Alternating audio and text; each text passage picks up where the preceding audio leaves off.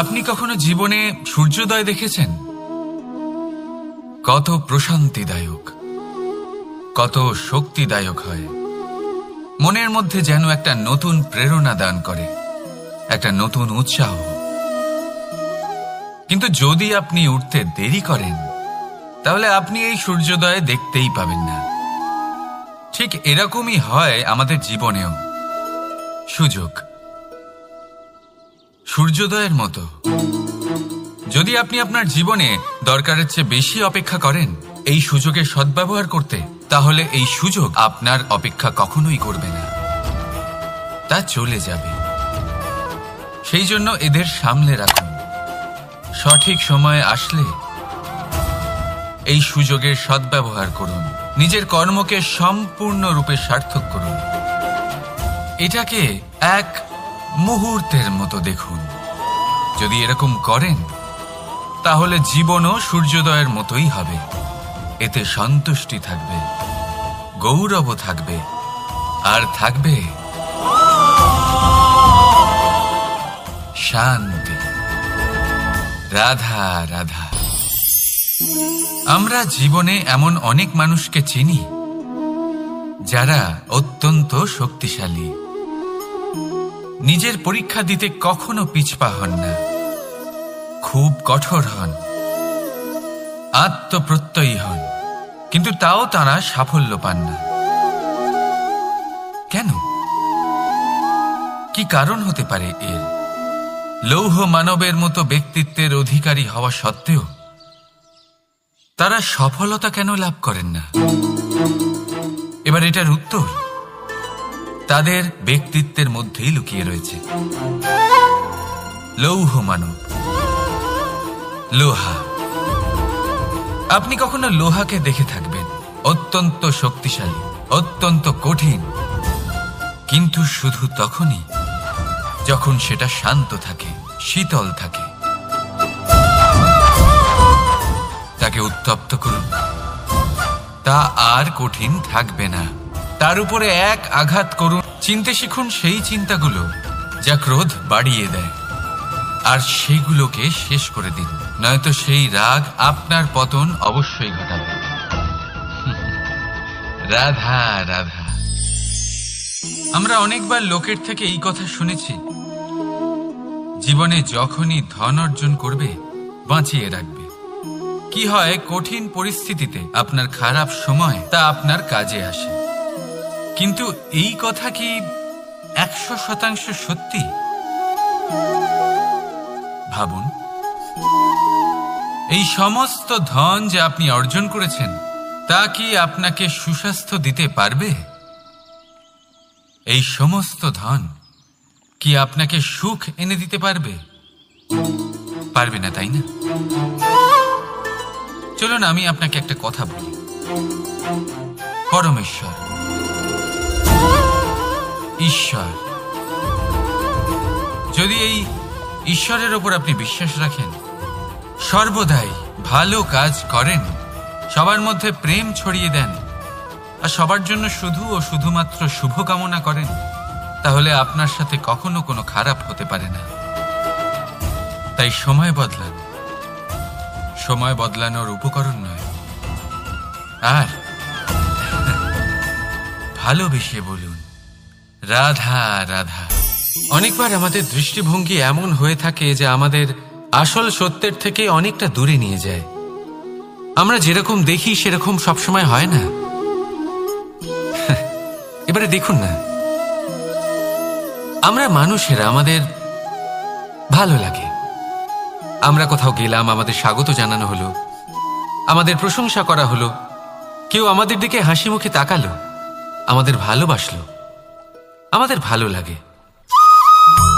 কিন্তু যদি কেউ ক্রুদ্ধ হয়, কটাক্ষ করে, ব্যঙ্গ করে, তাহলে আমরা তক্ষুনি তাকে নিজের শত্রু ভেবে ফেলি, তার উপরে ক্রুদ্ধ হয়ে যাই। একটা কথা মনে রাখবেন, এই হাসি সবার জন্যই হয়। আপনি তাদেরকেও হাসি উপহার দিতে পারেন যাদের আপনি চেনেন, তাদেরও দিতে পারেন যাদের আপনি চেনেন না। ছোটদের দিতে পারেন, বড়দের দিতে পারেন, সবার জন্যই হলো এই হাসি। কিন্তু ক্রোধ, ক্রোধ তাদের ওপরেই আসে যাদের আমরা জীবনে কখনো হারাতে চাই না, যাদেরকে আমরা অসম্ভব ভালোবাসি, যাদের জন্য আমরা আশা করি যে তাদের জীবনের পরবর্তী সময় সব সময় সুখময় হোক, উজ্জ্বল হোক। সেই জন্য আপনার জীবনের সমস্ত সেই ব্যক্তি যারা আপনার উপরে ক্রুদ্ধ হন, কটাক্ষ করেন, জরুরি নয় তিনি আপনার শত্রুই হবেন। হতে পারে সে হলো আপনার শুভাকাঙ্ক্ষী, যিনি আপনার শুধুমাত্র ভালোই চান, যিনি আপনার জন্য একটা সুন্দর ভবিষ্যৎ চান। সেই জন্য সবসময় মন দিয়ে অন্যের কথা বোঝার প্রয়াস করুন। আপনি জানতে পারবেন তাদের কর্মের ধর্ম কি হতে পারে, আপনি জানতে পারবেন তাদের ক্রোধের মর্ম কি হতে পারে। রাধা রাধা। জীবনের এই পথে এগোতে এগোতে আমরা কোথাও থেমে যাই, আমরা জানি না কেন। আমরা চেষ্টা করি যেন আমরা সামনে এগোতে পারি, কিন্তু এরকম হয় না। কি কারণ হতে পারে এর? আসুন আমি আপনাকে বোঝাই। মনে করুন আপনি কোনো রাস্তায় হাঁটছেন, আপনার পা মুচকে গেল, আপনি পায়ে আঘাত পেলেন। এখন এই আঘাত যদি আপনাকে পথ চলতে বাধা দেয়, তখন আপনি থেমে যান। যদি আপনার ভাবনা চিন্তা ক্ষুদ্র হয়, তাহলে আপনি জীবনে কখনোই এগোতে পারবেন না। ভেঙে যাওয়া কলম দিয়ে আপনি কখনো চিঠি লিখতে পারবেন না। ঠিক সেইভাবেই যদি আপনার মনে অন্যের জন্য হিংসা থাকে, তাহলে আপনি আপনার নিজের ভাগ্য লিখতেই পারবেন না। কাজের প্রতি আলস্য আপনাকে কখনো ধনী হতে দেবেই না, আর ধনের প্রতি লোভ তা আপনাকে কখনো মহান হতে দেবে না। ছোট একটা কথা, কিন্তু এ হলো অত্যন্ত গুরুত্বপূর্ণ। ভাবনা চিন্তা অবশ্যই করুন, আর বোঝার চেষ্টা করুন সেটা যা আপনি বুঝতে চান। হতে পারে আপনি এমন কোনো পথ খুঁজে পেলেন যার ফলে আপনি কোনো খারাপ পথে যেতে যেতে থেমে গেলেন, বা আপনি এমন কোনো অর্থ খুঁজে পেলেন যা আপনাকে মহান হবার পথে অগ্রসর করে দিল। রাধা রাধা। অহংকার এ হলো ছোট একটা শব্দ, কিন্তু এর প্রভাব অত্যন্ত বৃহৎ হয়ে থাকে। আর সব থেকে বড় সমস্যা হলো মানুষ আজ অবধি বুঝতেই পারেনি যে এই অহংকারের বাস্তব রূপ কিরকম। কেউ একে গর্বের নাম দেন, কেউ একে আত্মসম্মানের নাম দিয়ে থাকেন, এবং কোথাও একটা এমন সময় চলে আসে যখন সময় এই অহংকারকে ভেঙে খান খান করে দেয়। আর তখন না গর্ব আপনাকে বাঁচাতে পারে, না আপনার আত্মসম্মান। এখন যদি আপনাকে উদাহরণ দিই, তাহলে যেখানে আপনি বসে আছেন সেই ঘরেই ওপরে তাকান, সেই ছাদের দিকে। যদি এই ছাদ অহংকার করতে থাকে যে দেখো আমি তো সব থেকে উঁচু জায়গায় আছি, আমার চেয়ে ওপরে আর কেউ নেই, আমি এই ঘরে থাকা সমস্ত ব্যক্তিকে ছায়া প্রদান করি, যদি এই অহংকার এসে যায় তাহলে কি? একবার ভেবে দেখুন, যদি পরের দিন তার উপর আরো একটা তলা বানিয়ে দেওয়া হয় তাহলে কি? এই ছাদ যার নিজের উঁচু হবার অহংকার ছিল, যে সব থেকে ওপরে ছিল, সে এবার পায়ের তলায় চলে এসছে। এটাই হয়ে থাকে। মনে কখনোই অহংকার পোষণ করবেন না। যদি মনের মধ্যে কিছু রাখতে চান, তাহলে প্রেমের ভাব রাখুন, স্নেহ রাখুন। এই অহংকারকে আপনি যা ইচ্ছে নাম দিন, গর্ব হোক, আত্মসম্মান হোক, এর দ্বারা আপনার কোনোভাবেই কোনো লাভ হবে না। তাহলে এই অহংকারকে ত্যাগ করুন, আর আমার সাথে ভালোবেসে বলুন রাধা রাধা। একটা সিদ্ধান্ত। এই জীবনে একটা সিদ্ধান্তের গুরুত্ব কি হতে পারে তা কখনো ভেবে দেখেছেন? একটা সিদ্ধান্ত সেই ভিত্তি হতে পারে যা আপনার পুরো জীবনকে বদলে দিতে পারে। এই সমস্ত সংসারকে বদলে দিতে পারে, ভবিষ্যৎ বদলে দিতে পারে। এই সিদ্ধান্ত যে কোন রাস্তা চয়ন করতে হবে, সেই সিদ্ধান্ত যে কখন সামনে এগোতে হবে আর কখন থেমে যেতে হবে, সেই সিদ্ধান্ত যে কখন যুদ্ধ করতে হবে আর কখন নিজেকে পিছু পা হতে হবে, এই সিদ্ধান্ত হলো খুব গুরুত্বপূর্ণ। আর আপনি তো এই সংসারে একা নন, তাই আপনার একটা সিদ্ধান্ত শুধু আপনার জন্যই নয়, সমস্ত সংসারের জন্য গুরুত্বপূর্ণ হতে পারে। এবার এই সিদ্ধান্ত আপনারই হবে, ভাবনা চিন্তা করে নেবেন, সাফল্য পাবেন। রাধা রাধা। ভবিষ্যৎ। সংসারে এমন কোন ব্যক্তি আছেন যিনি নিজের ভবিষ্যতের বিষয় ভাবেন না? যে কেউ ভাবেন আমার ভবিষ্যৎ কিছু এরকম হবে, আমি ভবিষ্যতে এরকম কিছু একটা করব, এই সুবিধা থাকবে, এই আনন্দ পাবো, ইত্যাদি ইত্যাদি। কিন্তু সত্যি বলি, ভবিষ্যতের থেকে বড় ভণ্ড আর কেউ নেই। ভবিষ্যৎ আপনাকে ছেড়ে চলে যাবে, আপনি জানতেও পারবেন না। ভবিষ্যৎ আপনার থেকে আপনার বর্তমান কেড়ে নেবে। অনেক সময় আমরা ভবিষ্যতের বিষয় ভাবতে থাকি, দুশ্চিন্তা করতে থাকি, ভবিষ্যৎ দিয়ে নিজেকে এতটাই ঘিরে ফেলি যে বর্তমান কি তা ভুলেই যাই, তার বোধই আমাদের থাকে না। ভাবুন, ভবিষ্যৎ কি? ভবিষ্যৎ হলো সেটাই যা এখনো পর্যন্ত ঘটেনি। বর্তমান হলো সেটা যা এখন ঘটছে। তাহলে যা এখনো ঘটেইনি তার বিষয়ে দুশ্চিন্তা করে নিজেকে ব্যতিব্যস্ত কেন করছেন? এই বর্তমান, এটাই হলো গুরুত্বপূর্ণ। এর উপরে সমস্ত ভাবনা কেন্দ্রীভূত করুন। মনে লক্ষ্য অবশ্যই রাখুন, কিন্তু পুরো মনোযোগ শুধু বর্তমানে থাকবে। এই বর্তমানকে যদি সামলে নিতে পারেন, তাহলে আপনার ভবিষ্যৎ এমনি উজ্জ্বল হয়ে উঠবে। তাহলে আসুন আমার সাথে ভালোবেসে বলুন, রাধা রাধা। সময়। কথায় আছে, আমাদের জীবনের প্রত্যেক মুহূর্ত স্বর্ণর মতো হয়। এবার হয় আমরা একে নিজেদের কাছে রাখতে পারি, বা একে আমরা চলে যেতে দিতে পারি। কারণ এই ছোট ছোট মুহূর্তই আছে যা আমাদের জীবনকে গড়ে তোলে। এখন এই জীবন কেমন হবে তা আমাদের উপর নির্ভর করে।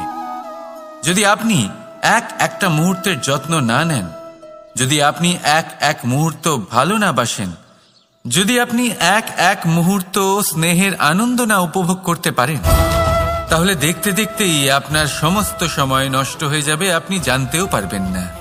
অর্থাৎ এই সময় স্বর্ণ হতে পারে না। তবে আমরা একে স্বর্ণ বানিয়ে নিতে পারি আমাদের চেষ্টার মাধ্যমে। এই সময় শুধু একটি লাঙল যা মাটির সাথে লড়াই করতে পারে, আর কিছু নয়। একটা অত্যন্ত গুরুত্বপূর্ণ কথা মনে রাখবেন, আপনার কাছে শুধু সময় আছে। এবার আপনি এটা দিয়ে স্বর্ণ বানাবেন, না ঘুমিয়ে স্বপ্ন দেখে একে নষ্ট করবেন, সিদ্ধান্ত আপনারই। রাধা রাধা। ভগবান। প্রত্যেক কঠিন পরিস্থিতিতে এই নামই আছে যা আমাদের উপায় দিয়ে থাকে। ব্যক্তি যান, ভগবানের পুজো করেন, আরাধনা করেন, ব্রত পালন করেন, মন্দিরে যান, পুজো পাঠ করেন, ভগবানকে জাগিয়ে তোলেন। আর তারপর শুরু হয় সমস্ত প্রশ্ন। হে ভগবান, আমার সাথে এরকম কেন হচ্ছে? কেন আমারই জীবনে এত দুঃখ আছে? আমি কিভাবে এর সম্মুখীন হব? আমাকে কেন এত কষ্ট ভোগ করতে হচ্ছে? হে ভগবান, আমি কি করব? আমাকে সাহায্য করুন, কোনো রাস্তা দেখান।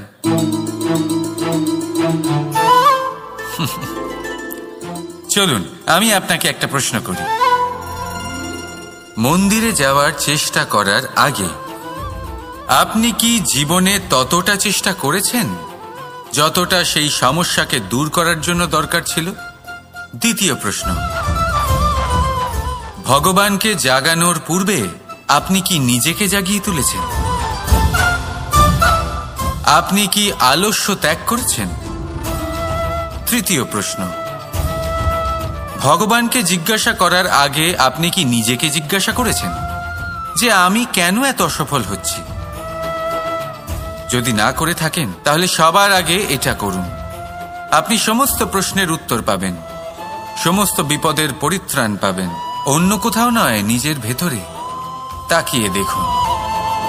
চেষ্টা করুন নিজেকে জাগিয়ে তোলার। আপনি সফল অবশ্যই হবেন, কারণ এই পরমাত্মা, ওই পরমেশ্বর, ওই পরব্রহ্ম আপনার মধ্যেই তো আছে। রাধা রাধা। নাম। জন্মগ্রহণের পর মানুষের জন্য এই নাম অত্যন্ত গুরুত্বপূর্ণ হয়।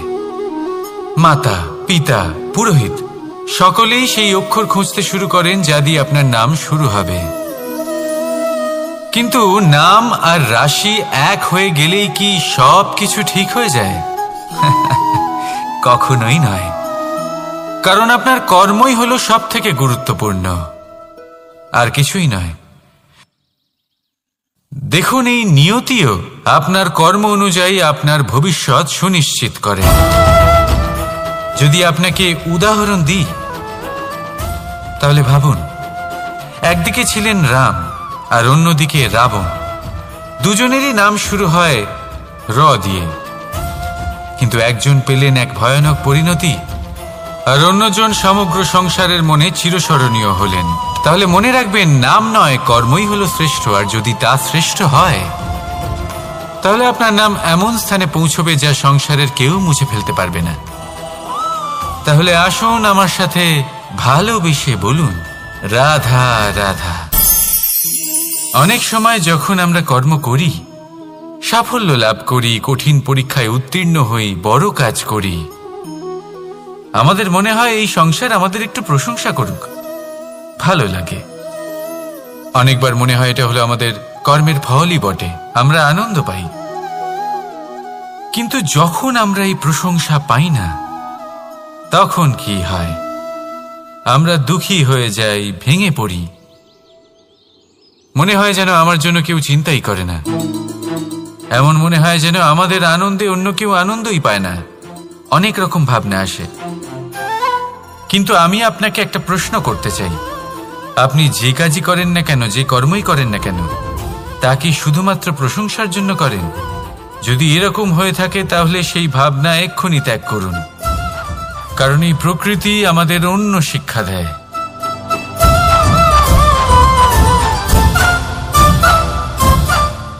এই ফুলকে দেখুন,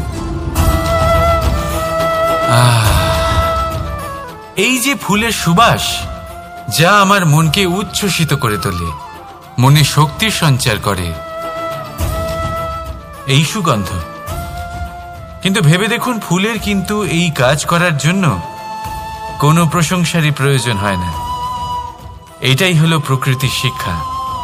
যিনি সৎ হন, সৎকর্ম করেন, তার কোনো প্রশংসার প্রয়োজন হয় না, কারণ ওনার কর্মই হলো ওনার সুবাস। মনে রাখবেন, আতর নকল ফুলে দেওয়া হয়, প্রকৃত ফুলের তার কোনো প্রয়োজন হয় না। সেইভাবেই আপনিও কর্ম করতে থাকুন শুভ চিন্তা নিয়ে। এই মনকে সব সময় শান্ত রাখুন, স্বচ্ছ রাখুন। যদি এরকম করেন তাহলে আপনার কর্ম এমন সুবাস ছড়াবে যে আপনার জীবনে শুধু এবং শুধুমাত্র আনন্দই থাকবে। তাহলে এই আনন্দ সহকারে বলুন, রাধা রাধা। এই সংসারে এমন কোনো পর্বত নেই যা এতটাই উঁচু যে মানুষ তার শিখরে পৌঁছতে পারবে না, তাকে অতিক্রম করতে পারবে না। এই সংসারে এমন কোনো সাগর নেই যা কিনা এতটাই গভীর যেখানে মানুষ তার তলদেশে পৌঁছে ফিরে আসতে পারবে না। একটা ছোট্ট বরফের টুকরো পর্বতের শিখরে গলে গিয়ে বইতে থাকে, আর দেখতে দেখতেই তা মহানদী গঙ্গায় পরিবর্তিত হয়। এর কারণ কি? এর কারণ হলো প্রচেষ্টা, প্রারব্ধ নয়। এই প্রচেষ্টাই সুনিশ্চিত করে যে আপনার প্রারব্ধ কি হবে। এই সমস্ত কিছু হলো প্রচেষ্টা আর প্রারব্ধের খেলা। আপনার প্রচেষ্টা যেরকম হবে, আপনার প্রারব্ধ সেরকমই হবে। আর আপনার প্রচেষ্টা যদি উচ্চ মানের হয়, তাহলে প্রারব্ধকে আপনার সামনে নত হতেই হবে। কি বলেন? তাহলে আসুন আমার সাথে ভালোবেসে বলুন, রাধা রাধা। অনেক সময় মানুষ অতীতকে দেখেন, আর তখন অহংবোধে পরিপূর্ণ হয়ে ওঠেন। কখনো বর্তমানের দিকে তাকান, ভবিষ্যতের দিকে তাকান আর পরিতৃপ্তিতে ভরে ওঠেন। কেন বুঝতে পারেন না একটা সহজ কথা? এই যে সৃষ্টি, এই সৃষ্টি হলো একটা বড় চক্র, যা বারংবার আপনার কাছে ফিরে আসবেই। কঠিন থেকে কঠিনতর পরীক্ষায় আপনাকে নিযুক্ত করবে, যাতে আপনাকে উত্তীর্ণ হতেই হবে। যা কাল ছিল তা আজ নেই, এটা সবাই জানেন। যা আজ আছে তা হয়তো কাল থাকবে না, এটাও আপনাকে মেনে নিতে হবে, তাও আবার হাসি মুখে। শান্ত থাকতে শিখুন আর কখনোই মনের মধ্যে অহংকার উৎপন্ন হতে দেবেন না।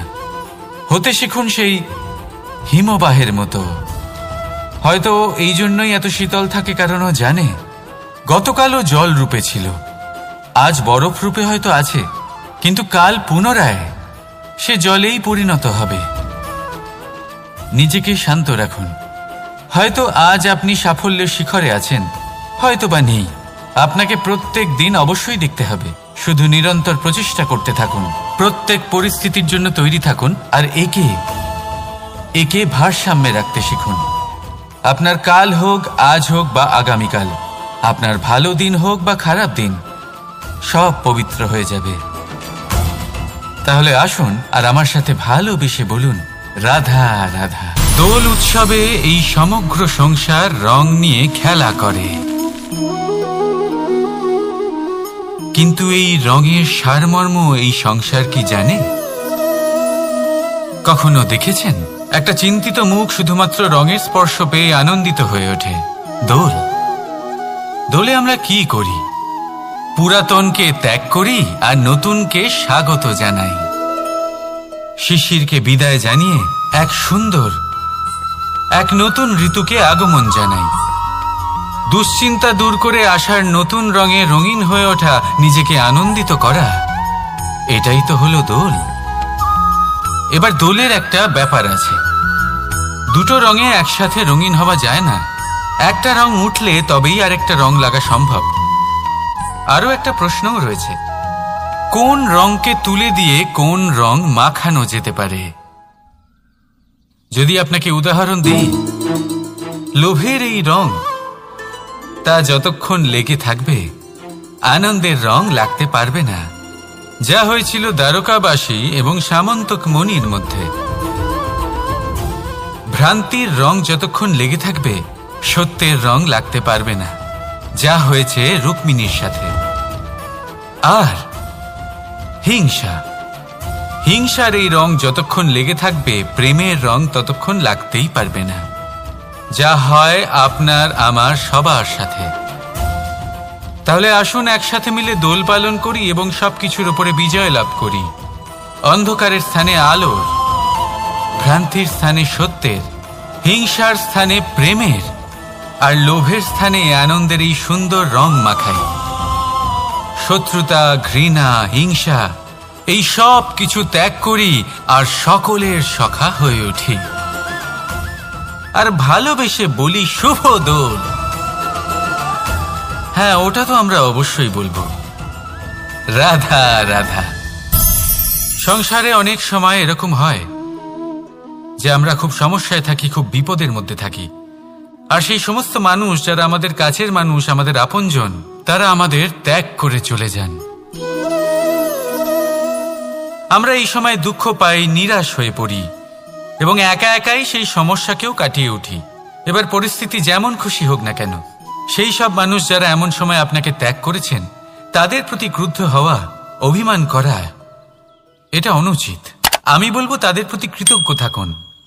আমি বলবো তাদের ধন্যবাদ জানান যে তারা এমন সময় আপনার সঙ্গ ত্যাগ করেছেন যখন আপনার তাদের সব থেকে বেশি প্রয়োজন ছিল। কারণ দেখুন, হয় তাদের বিশ্বাস ছিল যে আপনি নিজেই এই বিপদ থেকে বেরিয়ে আসতে পারবেন, বা তাদের ত্যাগ করার জন্য আপনি নিজের উৎসাহ বাড়িয়ে তুললেন, আপনি নিজের শক্তি বাড়ালেন এবং নিজে সেই সমস্যা থেকে বেরিয়ে আসলেন। নিজের খারাপ সময়কে আপনি নিজেই ভালো সময় করে তুললেন। শেষ পর্যন্ত আপনি আরো শক্তিশালী হয়ে উঠলেন, আরো শ্রেষ্ঠ হয়ে উঠলেন। আর এটাই তো আপনার বিজয়, যার কারণ হলো তাদের আপনাকে ত্যাগ করা।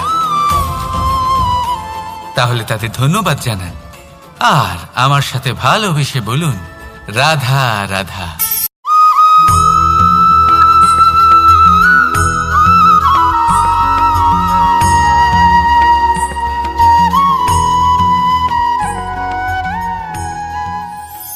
আমাদের মনে যখন কোনো প্রশ্ন ওঠে, কোনো দ্বন্দ্ব জাগে, তখন আমরা যাই আমাদের গুরুর কাছে, আমাদের আরাধ্যের কাছে গিয়ে জিজ্ঞেস করি। এইভাবেই একদিন আমি পৌঁছলাম আমার আরাধ্যের কাছে, আমার মহাদেবের কাছে, আর ওনাকে প্রশ্ন করলাম যে মহাদেব, জীবনে আনন্দ পাওয়ার, উৎসব পালনের, প্রেম ভাগ করে নেবার, জীবনকে উপভোগ করে নেওয়ার সর্বশ্রেষ্ঠ সময় কোনটা? মহাদেব হাসলেন আর উনি বললেন, জীবনে উৎসব পালনের সব থেকে শ্রেষ্ঠ দিন হল মৃত্যুর ঠিক আগের দিনটা। প্রেম ভাগ করে নেওয়ার সব থেকে শ্রেষ্ঠ মুহূর্ত হল মৃত্যুর ঠিক আগের মুহূর্ত। জীবনকে উপভোগ করে নেওয়ার সর্বশ্রেষ্ঠ প্রহর হল মৃত্যুর এক প্রহর পূর্বে। তখন আমি চমকে গেলাম। আমি বললাম, কিন্তু মহাদেব, মৃত্যু তো অনিশ্চিত, আমরা জানিও না কবে আমাদের মৃত্যু হবে। মহাদেব আবার হাসলেন। উনি বললেন যে যদি আমরা এভাবে জীবন কাটাই যে আমরা জীবনের প্রত্যেক দিন, প্রত্যেক মুহূর্ত, প্রত্যেক প্রহর শেষ বলে মনে করি, তাহলে আমাদের সমস্ত জীবন আনন্দের সাথেই অতিবাহিত হবে। কি বলেন?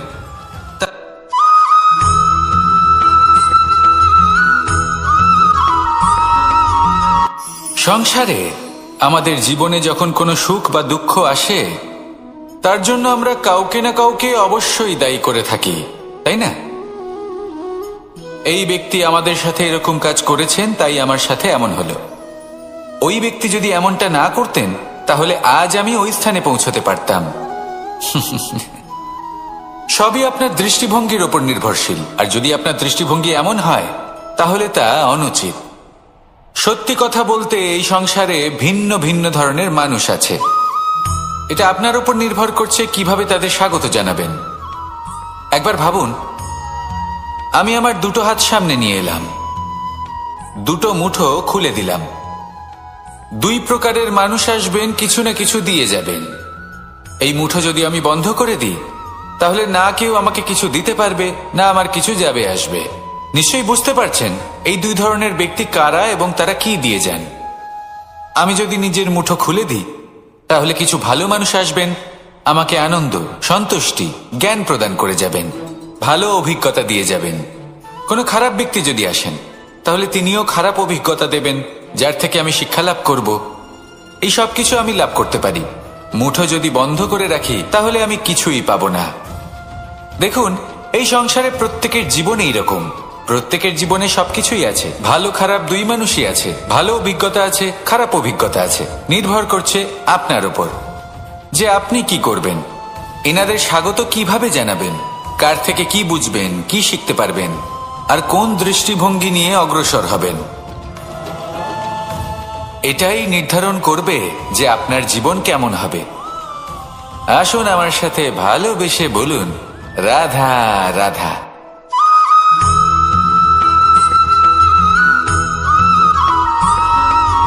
জীবনে অগ্রসর হওয়ার জন্য আমাদের কাকে প্রয়োজন হয়? মাতা পিতা, বন্ধু, প্রেম, সাহায্য, অর্থ, পরিশ্রম, আশা। ভিন্ন ভিন্ন মানুষ ভিন্ন ভিন্ন বিকল্প চয়ন করে। যদি আমি আপনাকে বলি, তাহলে জয় আর পরাজয়ের মন্ত্র দুটো শব্দের উপর নির্ভর করে, মেনে নেওয়া আর দৃঢ় হওয়া। যদি মেনে নেন, তাহলে হেরে যাবেন। যদি দৃঢ় হন, তাহলে নিশ্চিত রূপে জয়ী হবেন। যদি কখনো আপনি ক্লান্ত হয়ে ওঠেন, আপনি দুঃখী হন, পুরোপুরি ভেঙে পড়েছেন, তখন মেনে নেবেন না যে আপনি ভেঙে পড়েছেন, নয়তো হেরে যাবেন। তখন উল্টে স্থির করবেন যে যাই হয়ে যাক না কেন, আমি জয়ী হবই। আর আপনি দেখবেন যে জয় নিশ্চিত রূপে আপনার কাছেই আসবে। তাহলে এই কথা মনে রাখবেন আর আমার সাথে ভালোবেসে বলবেন, রাধা রাধা।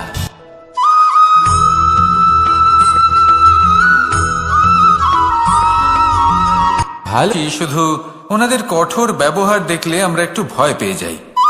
এবার ওনাদের এই কঠোর ব্যবহার আমাদের ভালো না লাগলেও অত্যন্ত আবশ্যক, কারণ মাতার থেকে আমরা যে শক্তি লাভ করি তা যেন নিয়ন্ত্রণ হারিয়ে বিধ্বংসী না হয়ে ওঠে, আমরা যেন কোনো কুপথে না চলে যাই, আমরা কখনো যেন দোষ না করে ফেলি।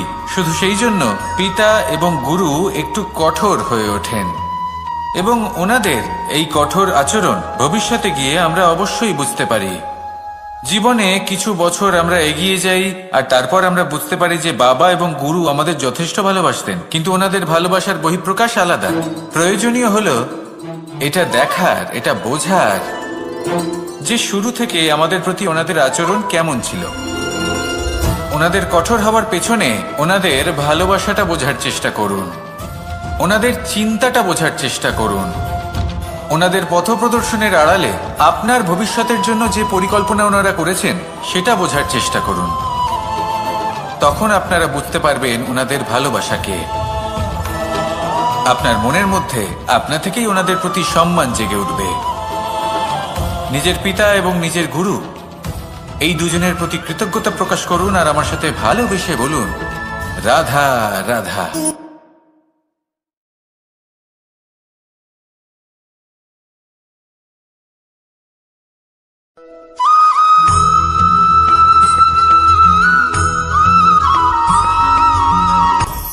আপনি কখনো পর্বতের শিখরে উঠেছেন? আপনি দেখতে পাবেন পর্বতের পদতলে প্রচুর সুন্দর ফুল রয়েছে, সবুজ বনানী রয়েছে। যত আপনি উপরে উঠতে থাকবেন তত ফুল কমতে থাকবে, সবুজ বনানী কমতে থাকবে। আরো কিছুটা উপরে উঠলে কাঁটা জাতীয় গাছ দেখতে পাবেন, শুকনো গাছ দেখতে পাবেন। আরো যদি উপরে ওঠেন তাহলে পাষাণ দেখতে পাবেন। আরো উপরে উঠলে হিমখণ্ড দেখতে পাবেন।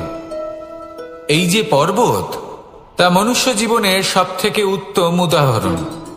মানুষ যখন সাফল্যের শিখরে পৌঁছতে চান, মহানুভবতার শিখরে পৌঁছতে চান, পথে যত আস্তে আস্তে উপরে উঠতে থাকেন ততই ভৌতিক বস্তু তার থেকে বিচ্ছিন্ন হতে থাকে।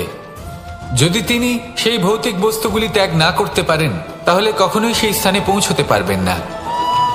আর মানুষ যদি উচিত ত্যাগ করতে পারেন, পথে অগ্রসর হতে থাকেন, এগোতে থাকেন, তাহলে একদিন না একদিন তিনি মহানুভবতার, জ্ঞানের, সাফল্যের হিমের স্বাদ অবশ্যই লাভ করবেন। মনে রাখবেন, মানব জীবনে ত্যাগ হলো অত্যন্ত গুরুত্বপূর্ণ অংশ। আসুন আমার সাথে ভালোবেসে বলুন, রাধা রাধা।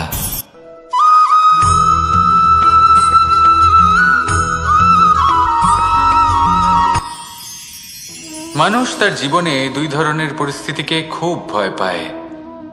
এক, কোনো কারণবশত কারোর সামনে নত হওয়া। দুই, কোনো কারণে নিজের চরিত্র থেকে, নিজের মূল্যবোধ থেকে বিচ্যুত হওয়া। এবার কেন হয় এরকম যে কথায় কথায় কারোর সামনে নত হতে হয়? কেন বারংবার নিজের চরিত্র থেকে চ্যুত হতে হয়? এরকম কেন হয়? এটা তখনই হয় যখন আমাদের শিক্ষা এবং মূল্যবোধের অভাব থাকে। যদি মানুষের মধ্যে প্রকৃত শিক্ষা থাকে তাহলে এই সংসারে কোনো সময় এবং কারোর সামনেই নত হওয়ার কোনো প্রয়োজন নেই। যদি মানুষের মধ্যে মূল্যবোধ থাকে তাহলে তাকে নিজের মূল্যবোধ বা চরিত্র থেকে বিচ্যুত হতে হয় না, তা সে যাই হয়ে যাক না কেন। কোনো বালককে যদি জন্ম থেকেই সুশিক্ষার অধিকারী করা হয়, শিক্ষিত করা হয়, মূল্যবোধের অধিকারী করা হয়, তবে সে এই সংসারে এমন কর্ম করবে যাতে সে নিজেকে, নিজের পরিবারকে, সমগ্র সমাজকে গর্বিত করতে পারে। শিক্ষা লাভ করুন, মূল্যবোধ লাভ করুন এবং আমার সাথে ভালোবেসে বলুন, রাধা রাধা।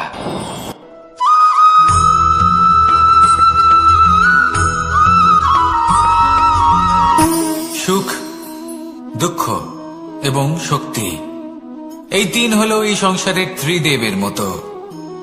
আমাদের জীবনে যা কিছু ঘটছে এই তিনটির ভিত্তির উপরেই হচ্ছে। আসলে এই সংসারের একটা নিয়ম আছে, যখনই আপনি কিছু লাভ করেন এই সংসার আপনার পরীক্ষা নেয়।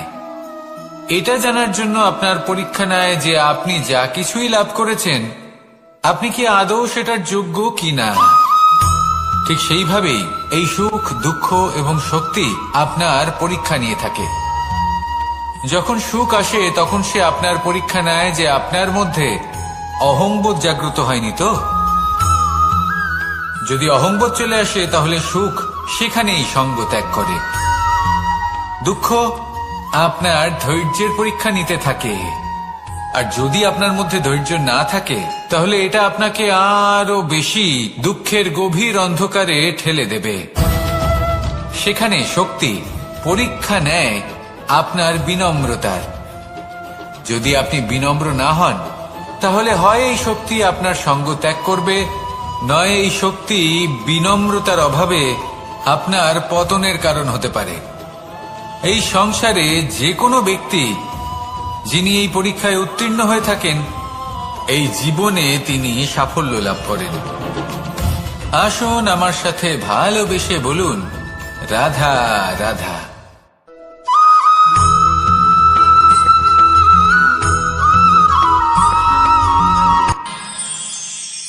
আমরা সবাই সূর্যকে সম্মান কেন করি? কারণ আমরা জানি যে সন্ধেবেলা যখন সূর্যাস্ত হবে তখন শুধুমাত্র অন্ধকার বাকি থাকবে। ঠিক কিছুটা এরকমই হয় আমাদের মাতা পিতাও, যিনি আমাদের জন্ম দেন, আমাদের ভরণ পোষণ করেন, আমাদের বড় করেন, আমাদের প্রেম প্রদান করেন। কখনো কখনো তাদের মুখ থেকে কটু কথা নিঃসৃত হয়, আমাদের দুঃখ হয়, কিন্তু তখন আমাদের এটা বোঝা উচিত এগুলি নিঃসৃত হচ্ছে আমাদেরই মঙ্গলের জন্য। যেমন সূর্যদেব, উনিও উত্তাপ দিয়ে থাকেন আমাদেরই মঙ্গলের জন্য, যাতে ফসল পাকতে পারে, যাতে জল বাষ্প হয়ে মেঘ হতে পারে, বৃষ্টি হতে পারে, আর এই সংসারে নিরন্তর জলের প্রবাহ থাকে। আমাদের মাতা পিতা, তাদের কঠোর আচরণ, তাদের কঠোর অনুশাসনের পেছনে লুকিয়ে থাকে ওনাদের ভালোবাসা। আমাদের তা বুঝতে হবে, সসম্মানে ওনাদের গ্রহণ করতে হবে। কারণ ঠিক সূর্যাস্তের পরে যেমন চতুর্দিক অন্ধকারচ্ছন্ন হয়ে যায়, তেমনি আমাদের জীবন থেকে যখন আমাদের মাতা পিতা চলে যায় তখন আমাদের জীবনেও শুধু এবং শুধুমাত্র অন্ধকারই ছেয়ে থাকে। সেই জন্য নিজের মাতা পিতাকে সম্মান করুন, ওনাদের ভালোবাসা প্রদান করুন। এই মন আর এই জীবন প্রসন্ন হয়ে বলবে, রাধা রাধা।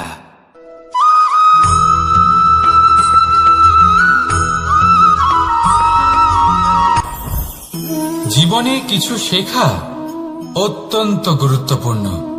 এবার কি কি শিখতে হবে সেই সব শেখানোর জন্য অনেক শিক্ষক রয়েছেন, কিন্তু কি শিখবেন না আর কি করবেন না এটা আমাদের নিজের অভিজ্ঞতা দিয়ে শিখতে হয়।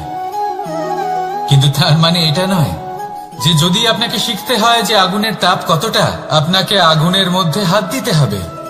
না, অন্য কারোর অভিজ্ঞতা দ্বারাও শিখতে পারেন। প্রশ্ন শুধুমাত্র একটাই যে আপনি কি শিখতে চান নাকি চান না। যদি আপনি এটাই ভাবেন যে আমি শুধুই নিজের অভিজ্ঞতা দ্বারাই শিখতে চাই, তাহলে জীবনকাল ছোট মনে হবে, অনেক কিছুই শিখতে পারবেন না। তাই নিজের সাথে সাথে বড়দের অভিজ্ঞতার দ্বারাও শেখা শুরু করে দিন। এই সংসারের অভিজ্ঞতা দ্বারা শিখতে শুরু করে দিন। আর এটা নিশ্চিত রূপে শেখা আবশ্যক যে কখন কি করবেন না, কোথায় থামতে হবে আর কোথায় থামবেন না।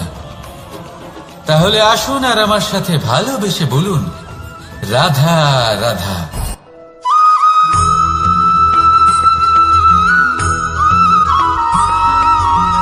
এই সংসারে সব থেকে বেশি কোমল বস্তু হলো রেশম।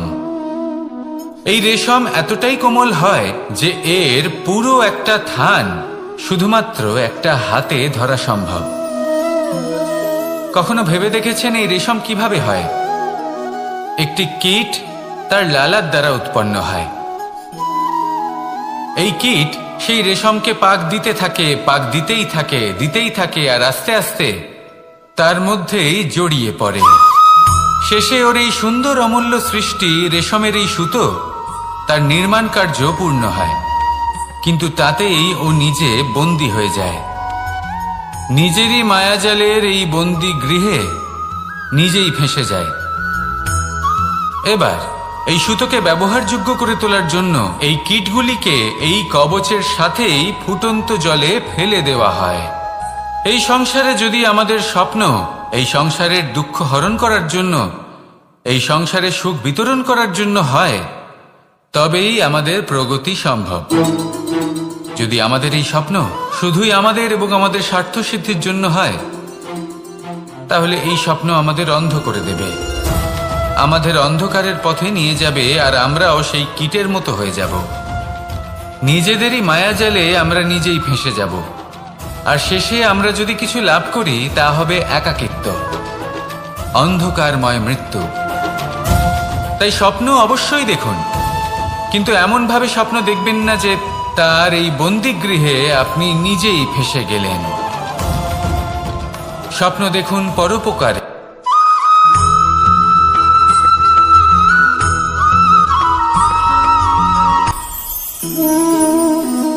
শক্তি এক অত্যন্ত বিচিত্র বস্তু, বা বলতে পারেন অনুভূতি। পিতা সবসময় চান যেন তিনি তার শক্তি পুত্রকে। আসুন আপনাকে সহজে বোঝাই। যদি আপনি সুপাত্র হন আর আপনাকে শক্তি দেওয়া হয়, তাহলে আপনি সেই শক্তির গুরুত্ব বুঝবেন, কোথায় সেই শক্তি প্রয়োগ করা উচিত সেটা বুঝবেন। আর এটা যেহেতু অর্জন করা শক্তি হবে, সেই শক্তির অপব্যবহার হবে না। কিন্তু যদি এই আপনি কুপাত্র হন আর যদি আপনাকে এই শক্তি দেওয়া হয়, তাহলে কি হবে? দেখতে গেলে এই শক্তি আপনি দান হিসেবে পেয়েছেন, তাই না আপনি এই শক্তির গুরুত্ব বুঝবেন, আর না এর প্রয়োগ আপনি জানবেন। তার অপব্যবহার হওয়া সুনিশ্চিত। তাই যদি আপনি কোনো শক্তি অর্জন করতে চান, তাহলে আগে তার যোগ্য হয়ে উঠুন, পুত্র নয় পাত্র হয়ে উঠুন। আর আমার সাথে ভালোবেসে বলুন, রাধা রাধা।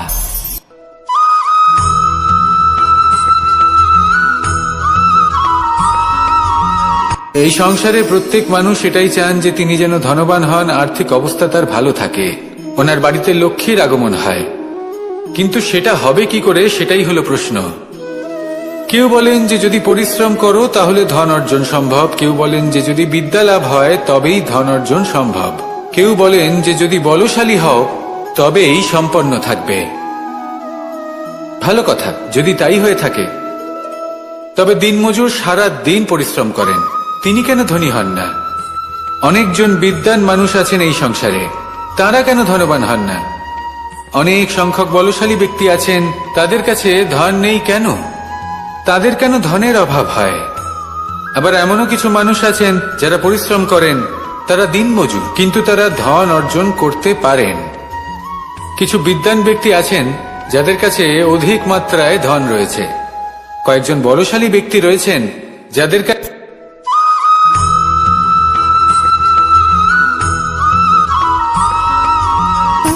সুখ, দুঃখ এবং শক্তি, এই তিন হলো এই সংসারের ত্রিদেবের মতো।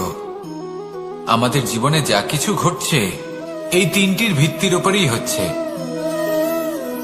আসলে এই সংসারের একটা নিয়ম আছে, যখনই আপনি কিছু লাভ করেন, এই সংসার আপনার পরীক্ষা নেয়। এটা জানার জন্য আপনার পরীক্ষা নেয় যে আপনি যা কিছুই লাভ করেছেন, আপনি কি আদৌ সেটার যোগ্য কিনা। ঠিক সেইভাবেই এই সুখ, দুঃখ এবং শক্তি আপনার পরীক্ষা নিয়ে থাকে। যখন সুখ আসে তখন সে আপনার পরীক্ষা নেয় যে আপনার মধ্যে অহংবোধ জাগ্রত হয়নি তো। যদি অহংবোধ চলে আসে তাহলে সুখ সেখানেই সঙ্গ ত্যাগ করে। দুঃখ আপনার ধৈর্যের পরীক্ষা নিতে থাকে, আর যদি আপনার মধ্যে ধৈর্য না থাকে তাহলে এটা আপনাকে আরো বেশি দুঃখের গভীর অন্ধকারে ঠেলে দেবে। সেখানে শক্তি পরীক্ষা নেয় আপনার বিনম্রতার। যদি আপনি বিনম্র না হন, তাহলে হয় এই শক্তি আপনার সঙ্গ ত্যাগ করবে, নয় এই শক্তি বিনম্রতার অভাবে আপনার পতনের কারণ হতে পারে। এই সংসারে যে কোনো ব্যক্তি যিনি এই পরীক্ষায় উত্তীর্ণ হয়ে থাকেন, এই জীবনে তিনি সাফল্য লাভ করেন।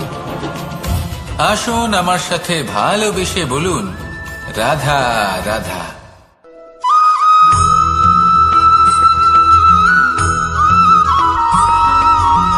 পঞ্চতত্ত্বের মধ্যে দ্বিতীয় তত্ত্ব হল ধরণী, ভূমি, যাকে আমরা ধরণী মাতা বলি। এই ধরণী ধৈর্য ধারণ করে, আর এর ওপরেই আমাদের সমগ্র সংসার নির্ভরশীল। কারণ এই ভূমি সহ্য ক্ষমতা রাখে, এর সহ্য ক্ষমতা হল অপরিসীম। সন্তান যতই আঘাত প্রদান করুক না কেন, প্রেম পূর্বক সহ্য করে, আর তার বদলে অমূল্য রত্ন প্রদান করে। সন্তান যদি হাল চালায়, তাহলে তার বদলে তাকে অন্ন প্রদান করে। এটাই হলো ধরণী।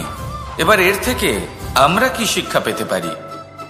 এটাই যে কারোর জন্য কিছু করা বা কাউকে কিছু দেওয়া মনে কোনো কামনা ছাড়াই। আর এই কথাটা বুঝে যান, যদি কারোর জন্য কামনা না রেখে বা কোনো পাওয়ার আশা না রেখে কারোর জন্য কিছু করেন বা কারোকে কিছু দেন, যদি এটা আপনি শিখতে পারেন, তবে আপনি ভালোবাসতে শিখে গেছেন। আর সেই জন্যই এই ধরিত্রীকে মাতা বলা হয়। কারণ মাতা শুধু উনি নন যিনি গর্ভে সন্তানকে ধারণ করেন, মাতা তো উনিও যিনি জীবন বাঁচতে শেখান, যিনি জীবন বাঁচার উদাহরণ প্রদান করেন। তাহলে ধরণীর থেকে এই নিঃস্বার্থ ভাব শিখুন, নিঃস্বার্থ ভালোবাসা শিখুন, আর এই ভালোবাসার সাথেই বলুন রাধা রাধা।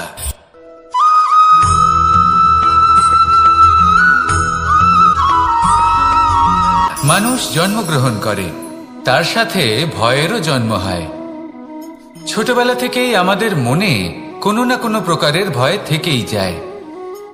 কেউ এই বিষয়ে ভয় পায় যে তার কোনো বস্তু তার থেকে দূরে চলে যাবে, কেউ এই বিষয়ে ভয় পায় যে আমি নিজেকে হারিয়ে ফেলব, কেউ এই ভেবে ভয় পায় যে আমার প্রিয়জনেরা তারা যেন আমার থেকে দূরে না চলে যায়, কেউ এই ভেবে ভয় পায় যে আমরা যেন পথ না হারিয়ে ফেলি, আদি ইত্যাদি। কিন্তু সত্যি কথা বলতে, ভেবে দেখুন এই ভয় বাস্তবে কি? শুধুই একটা মনস্থিতি, আর কিছুই নয়। যা কিছু আপনি জীবনে পেয়েছেন তা একদিন আপনাকে হারাতে হবে। এই জীবন হলো আপনারই, কিন্তু তাও একদিন সমাপ্ত হবে। তাই ভয় পেয়ে কি লাভ? এই ভয় শুধু আপনাকে জীবন যাপন করা থেকে বাধা দিচ্ছে, আর কিচ্ছু নয়। পথ হারিয়ে ফেললেই বুঝতে পারবেন যে নতুন পথ কিভাবে বানাতে হয়।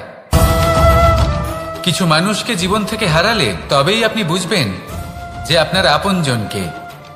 এই ভয়ের কারণে ভীত হয়ে থাকবেন না। এই তারা নক্ষত্র অন্ধকারের অভাবে গুরুত্ব হারায়।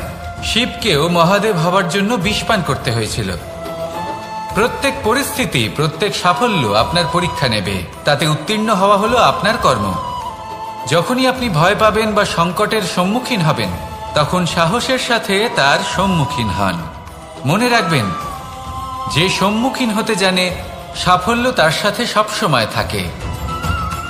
আসুন আর আমার সাথে ভালোবেসে বলুন রাধা রাধা।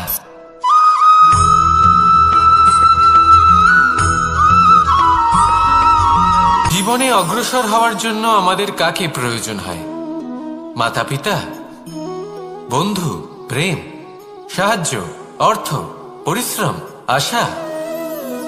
ভিন্ন ভিন্ন মানুষ ভিন্ন ভিন্ন বিকল্প চয়ন করে। যদি আমি আপনাকে বলি, তাহলে জয় আর পরাজয়ের মন্ত্র দুটো শব্দের উপর নির্ভর করে, মেনে নেওয়া আর দৃঢ় হওয়া। যদি মেনে নেন তাহলে হেরে যাবেন, যদি দৃঢ় হন তাহলে নিশ্চিত রূপে জয়ী হবেন। যদি কখনো আপনি ক্লান্ত হয়ে ওঠেন, আপনি দুঃখী হন, পুরোপুরি ভেঙে পড়েছেন, তখন মেনে নেবেন না যে আপনি ভেঙে পড়েছেন, নয়তো হেরে যাবেন। তখন উল্টে স্থির করবেন যে যাই হয়ে যাক না কেন, আমি জয়ী হবই। আর আপনি দেখবেন যে জয় নিশ্চিত রূপে আপনার কাছেই আসবে। তাহলে এই কথা মনে রাখবেন আর আমার সাথে ভালোবেসে বলবেন রাধা রাধা।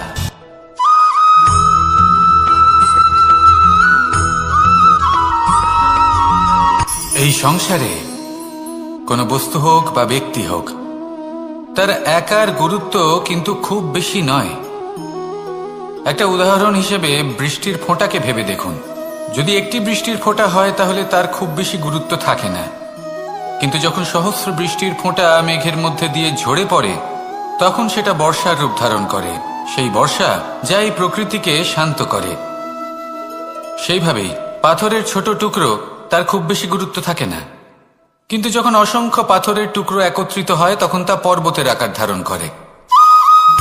সেইভাবেই কিছু মানুষ যখন একত্রিত হন তখন তৈরি হয় পরিবার, কিছু পরিবার যখন একত্রিত হয় তখন তৈরি হয় সমাজ, যখন অনেক সংখ্যক সমাজ একত্রিত হয় তখন তৈরি হয় রাজ্য। এবার এই রাজ্যের সব থেকে গুরুত্বপূর্ণ ব্যক্তি হতে পারেন রাজা, কিন্তু তাও সেই রাজা একা কিছু করতে পারেন না। যুদ্ধ লড়ার সময় তারও নিজের সৈন্যদলকে প্রয়োজন পড়ে। কিন্তু এই সংসারে এমন একজন ব্যক্তি আছেন যিনি একাই সব কাজ করতে থাকেন, এবং সেই ব্যক্তি হলেন মা।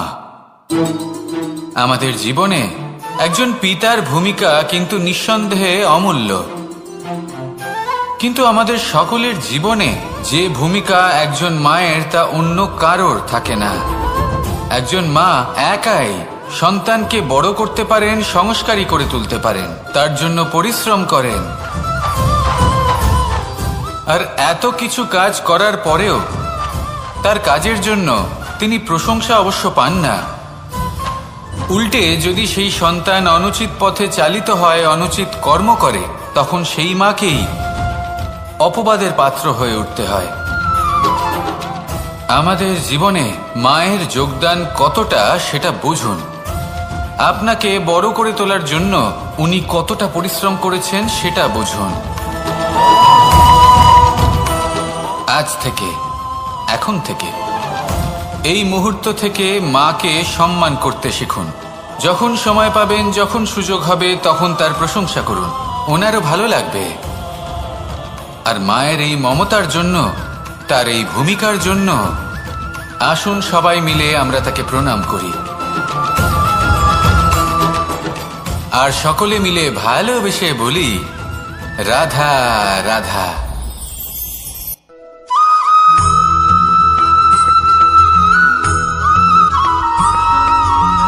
এই সংসারের সব থেকে গুরুত্বপূর্ণ তত্ত্ব কোনটা? প্রথম হলো সময়। জন্ম থেকে মৃত্যু পর্যন্ত এই যে সময়, এটাই তো হলো জীবন। দ্বিতীয় হলো জীবন, যাতে আমরা সময়ের সদ্ব্যবহার করি, শ্রেষ্ঠ থেকে শ্রেষ্ঠতর কাজ করার চেষ্টা করি।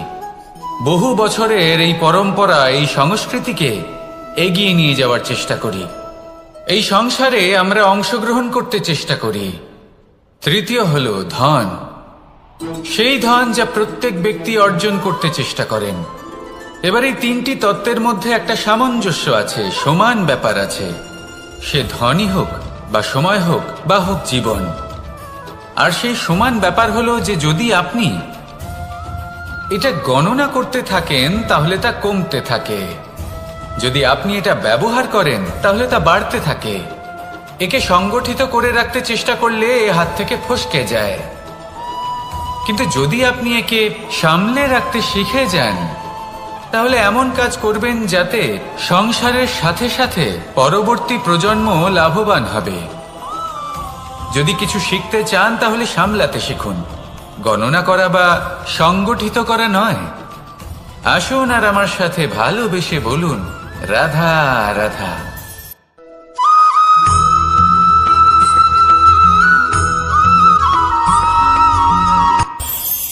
এই সংসারে আমরা প্রকাশ কোথা থেকে পাই?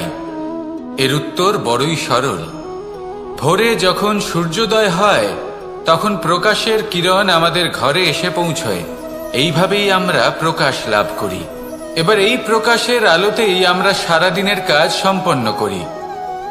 সন্ধে হয়ে যায়, সূর্যাস্তও হয়ে যায়, আর আমাদের ঘর যাতে অন্ধকার না হয় তার জন্য আমরা একটা প্রদীপ প্রজ্বলিত করি।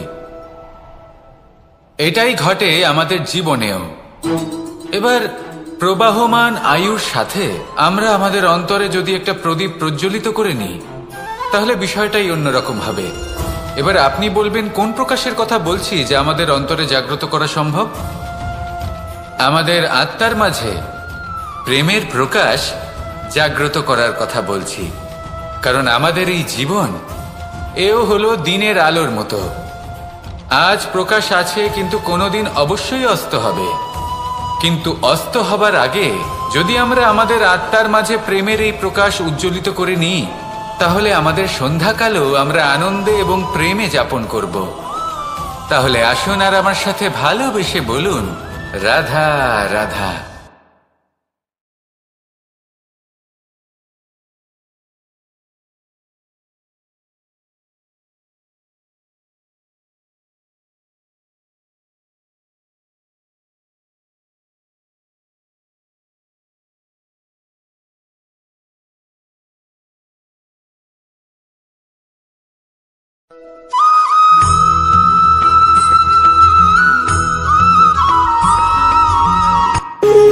যখন মানুষের মৃত্যু হয় তখন কি হয়? অনেক সংখ্যক মানুষ শোক পালন করতে চলে আসেন। যে ব্যক্তি মৃত্যু লাভ করেছেন তার অনেক বস্তু থাকে যেগুলো তার প্রিয়, যেগুলো তিনি ব্যবহার করেছেন। তার শয্যা, তার বস্ত্র, তার আভূষণ সবকিছু তার থেকে বিচ্ছিন্ন করা হয় এবং খালি হাতে তাকে শ্মশানের উদ্দেশ্যে রওনা করা হয়। আমি আপনাকে এই প্রশ্ন করতে চাই, আপনি এই সংসারে কি অর্জন করেছেন? ধন সম্পত্তি, বস্ত্র, আভূষণ, এই সবকিছু যে আপনি অর্জন করেছেন, আপনার মৃত্যুর পরে তা আপনার থেকে দূর হয়ে যাবে। এর উত্তর হলো একটাই, আপনার কর্ম। শুধু সেটাই আছে যা একান্ত আপনার, আর শুধু সেটাই এই সংসার থেকে চলে যাওয়ার পরেও সংসারেই জীবিত থাকবে। যদি আপনি দুষ্কর্ম করেন, তাহলে এই সংসার আপনাকে একটি অনুচিত উদাহরণ হিসেবে মনে রাখবে যে এই ব্যক্তি খুব পাপী ছিল, অনুচিত কর্ম করতেন। যে পথে তিনি চলেছেন সেই পথে কারোর চলা উচিত নয়। সেখানেই যদি আপনি সৎকর্ম করেন, তাহলে সংসার চিরকাল এটাই বলবে যে খুব ভালো মানুষ ছিলেন, সবাইকে ভালোবাসতেন, সবাইকে সাহায্য করতেন, আমার খুব প্রিয় মানুষ ছিলেন। এটাই হলো শ্রেষ্ঠ কর্ম। সেই জন্য জীবনে শুধুমাত্র ধন সম্পত্তি, আভূষণ এই সব অর্জন করতে গিয়ে নিজের মনোনিবেশ করবেন না। শ্রেষ্ঠ কর্ম করুন। সংসার থেকে চলে যাওয়ার পরেও এই কর্মই এই সংসারে আপনাকে জীবিত রাখবে। আসুন আমার সাথে ভালোবেসে বলুন, রাধা রাধা।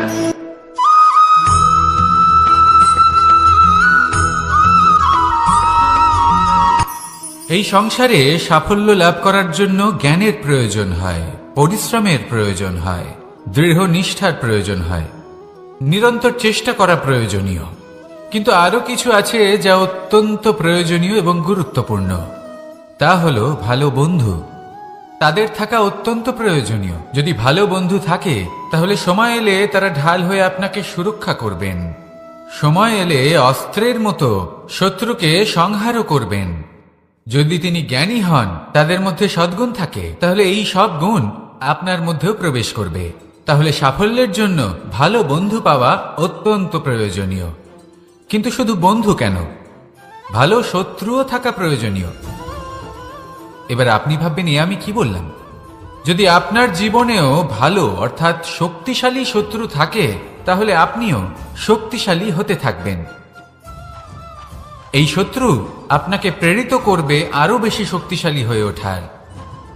কখনো কোনো হরিণকে দেখুন, তীব্র গতিতে দৌড়তে থাকে। কেন তীব্র গতিতে দৌড়য়? এই কারণে নয় যে কোথাও তার জন্য মধুর ঘাস অপেক্ষা করে রয়েছে, না। সে এই কারণে তীব্র গতিতে দৌড়য় কারণ সেটা না করলে তার পেছনে একটি সিংহ আছে যে ওকে নিজের ভোজন করে ফেলবে। তাই জীবনে বিপদ, সংকট এই সবকিছুও হলো অত্যন্ত গুরুত্বপূর্ণ। তার সম্মুখীন হতে শিখুন আর আমার সাথে ভালোবেসে বলুন, রাধা রাধা।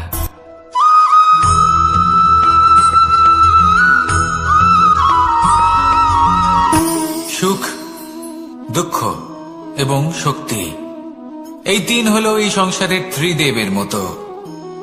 আমাদের জীবনে যা কিছু ঘটছে এই তিনটির ভিত্তির উপরেই হচ্ছে।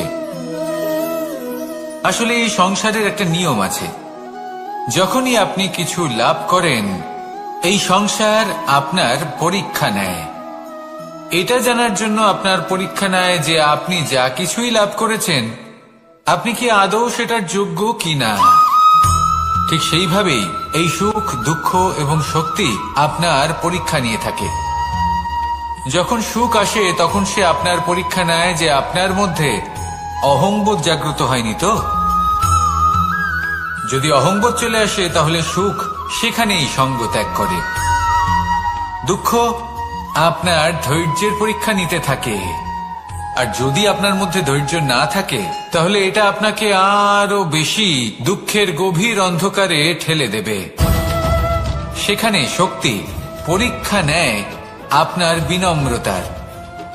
যদি আপনি বিনম্র না হন তাহলে হয় এই শক্তি আপনার সঙ্গ ত্যাগ করবে, নয় এই শক্তি বিনম্রতার অভাবে আপনার পতনের কারণ হতে পারে। এই সংসারে যে কোনো ব্যক্তি যিনি এই পরীক্ষায় উত্তীর্ণ হয়ে থাকেন এই জীবনে তিনি সাফল্য লাভ করেন। আসুন আমার সাথে ভালোবেসে বলুন, রাধা রাধা।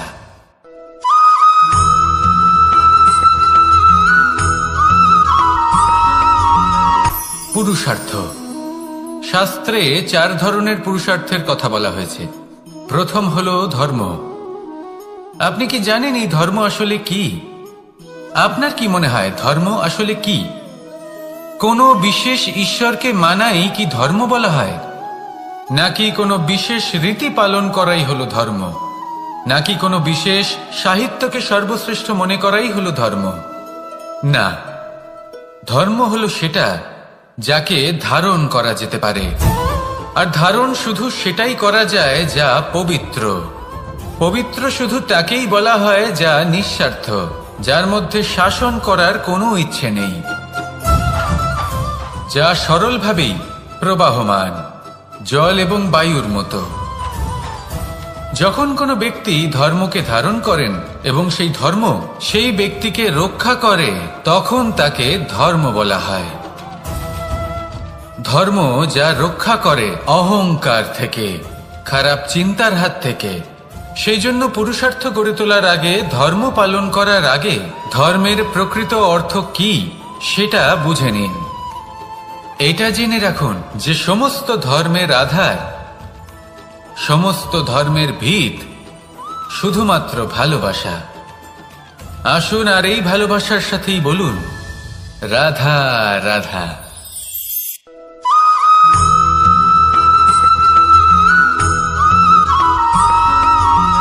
এই সংসারে সবথেকে বেশি কোমল বস্তু হলো রেশম। এই রেশম এতটাই কোমল হয় যে এর পুরো একটা থান শুধুমাত্র একটা হাতে ধরা সম্ভব। কখনো ভেবে দেখেছেন এই রেশম কিভাবে হয়?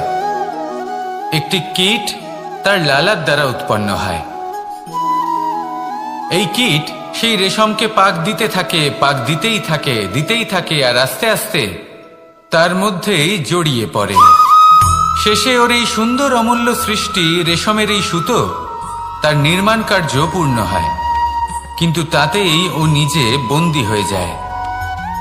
নিজেরই মায়াজালের এই বন্দী গৃহে নিজেই ফেঁসে যায়।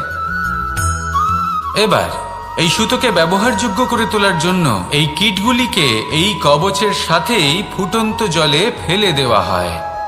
এই সংসারে যদি আমাদের স্বপ্ন এই সংসারের দুঃখ হরণ করার জন্য, এই সংসারে সুখ বিতরণ করার জন্য হয়, তবেই আমাদের প্রগতি সম্ভব। যদি আমাদের এই স্বপ্ন শুধুই আমাদের এবং আমাদের স্বার্থ সিদ্ধির জন্য হয়, তাহলে এই স্বপ্ন আমাদের অন্ধ করে দেবে, আমাদের অন্ধকারের পথে নিয়ে যাবে, আর আমরাও সেই কীটের মতো হয়ে যাব। নিজেদেরই মায়াজালে আমরা নিজেই ফেঁসে যাব, আর শেষে আমরা যদি কিছু লাভ করি তা হবে একাকিত্ব, অন্ধকারময় মৃত্যু। তাই স্বপ্ন অবশ্যই দেখুন, কিন্তু এমন ভাবে স্বপ্ন দেখবেন না যে তার এই বন্দিগৃহে আপনি নিজেই ফেঁসে গেলেন। স্বপ্ন দেখুন পরোপকারে।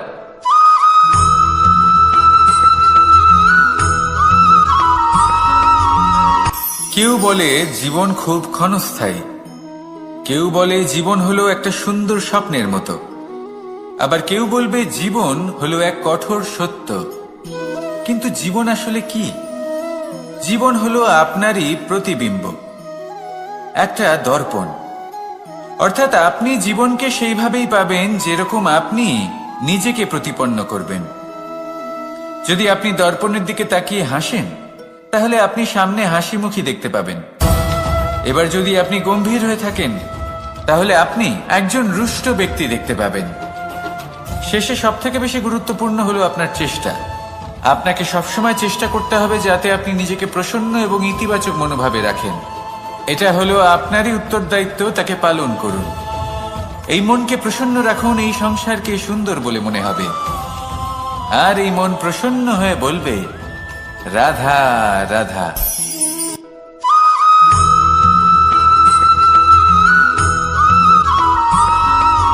জীবনে যখন কোনো ব্যক্তি নিজের লক্ষ্য প্রাপ্তির জন্য নিরন্তর পরিশ্রম করতে থাকেন, চেষ্টা করতে থাকেন, তখন তিনি কষ্ট অনুভব করেন।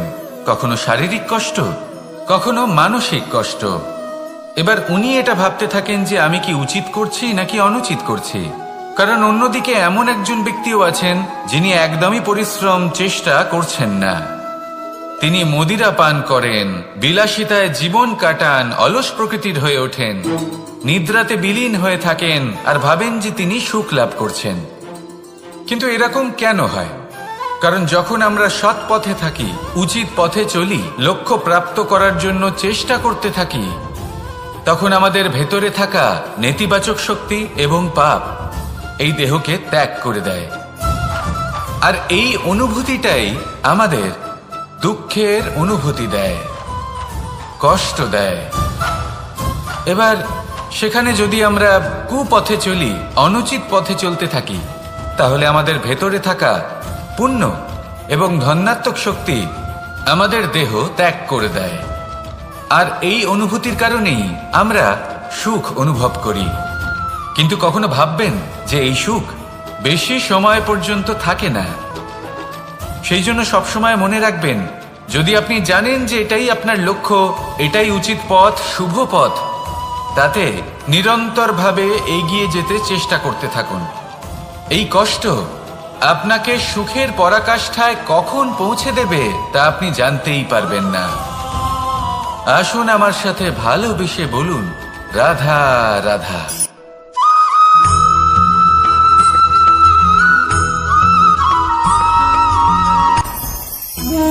ভোজন।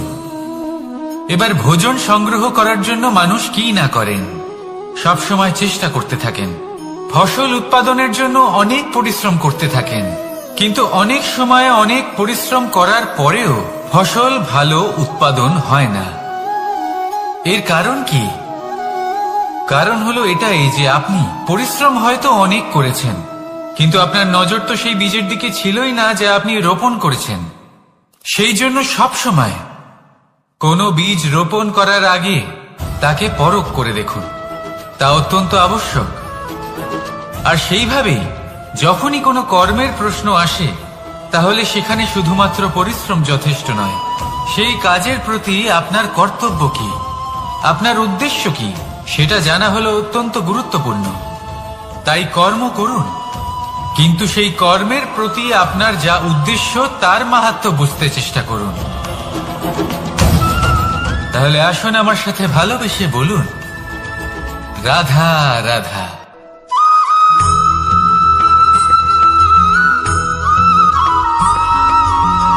পিতা আর পুত্রের সম্পর্ক অত্যন্ত মধুর হয়ে থাকে। পিতা স্বপ্ন দেখেন, তাকে পূর্ণ করার সকল সম্ভাব্য চেষ্টা করেন, কিন্তু তাও অনেক সময় ওনার স্বপ্ন অপূর্ণ থেকে যায়। তখন পিতা ভাবেন যে স্বপ্ন উনি পূর্ণ করতে পারেননি, ওনার সন্তান তা অবশ্যই পূরণ করবে। যে স্থানে উনি কখনো পৌঁছতে পারেননি, সেই স্থানে ওনার পুত্র অবশ্যই পৌঁছবে। পিতা নিজের সন্তানের ভবিষ্যৎ নিয়ে সেই স্বপ্ন দেখেন, আর যখন সেই সন্তান সামনে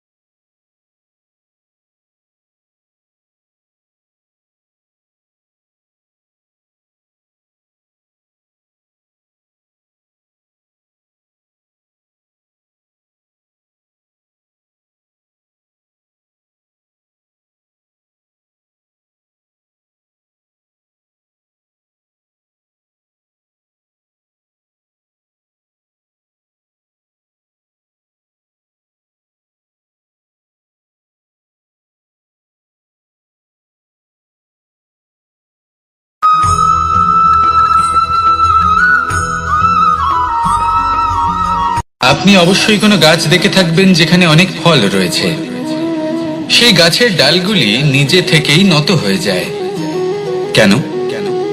যাতে মানুষ, প্রাণী, এরা সকলে যাতে সেই ফল খুব সহজে গ্রহণ করতে পারেন। এটাই হলো প্রকৃতির শিক্ষা, এটাই হলো প্রকৃতির নিয়ম। মানুষেরও কিছুটা এরকমই হওয়া উচিত। যদি আপনি সাফল্যের চরম সীমায় পৌঁছে যান, অনেক বেশি ধন অর্জন করে ফেলেন, তখন মনে রাখবেন যে আপনি যেন অহংকারী না হয়ে পড়েন। বিনম্র থাকতে হবে। সেই ধনকে ব্যবহার করতে হবে উচিত কাজের জন্য। সেই ধনের দ্বারা সমাজের মঙ্গল করা উচিত। সকল মানুষকে সাহায্য করা উচিত যাদের ধনের অভাব আছে। যদি ধনী হওয়া সত্ত্বেও আপনি ধনের সদ্ব্যবহার এই সমাজের মঙ্গলের জন্য, তার ভালোর জন্য না করেন, যদি আপনি ধন দান না করেন, তাহলে এই ধন অহংকার রূপী বিষে পরিণত হয়ে আপনাকেই নাশ করবে। তাই ফলে ভরা গাছের মতো নত হয়ে থাকুন, বিনম্র হয়ে থাকুন। কখনো কখনো এমন সময় আসবে যখন আমাদের আপনজনের থেকে সাহায্য চাইতে হয়।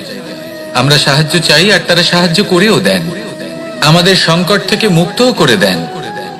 কিন্তু যখন এই সময় বদলে যায়, যখন সুখের সময় আমাদের জীবনে আসে, তখন আমাদের মনে একটা অহংবোধ জেগে ওঠে। মনে হয় উপকার আবার কি, সেই ব্যক্তি সাহায্য করেছিলেন তাতে কি, উনি তো নিজের কর্তব্য পালন করছিলেন।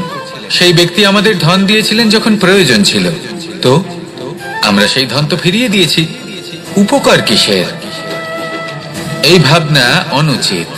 যদি কোনো ব্যক্তি আপনাকে সাহায্য করে থাকে যখন কেউ করেনি, যখন আপনার সব থেকে বেশি প্রয়োজন ছিল, সেই সাহায্য অমূল্য, আর সেটা উপকারী বটে।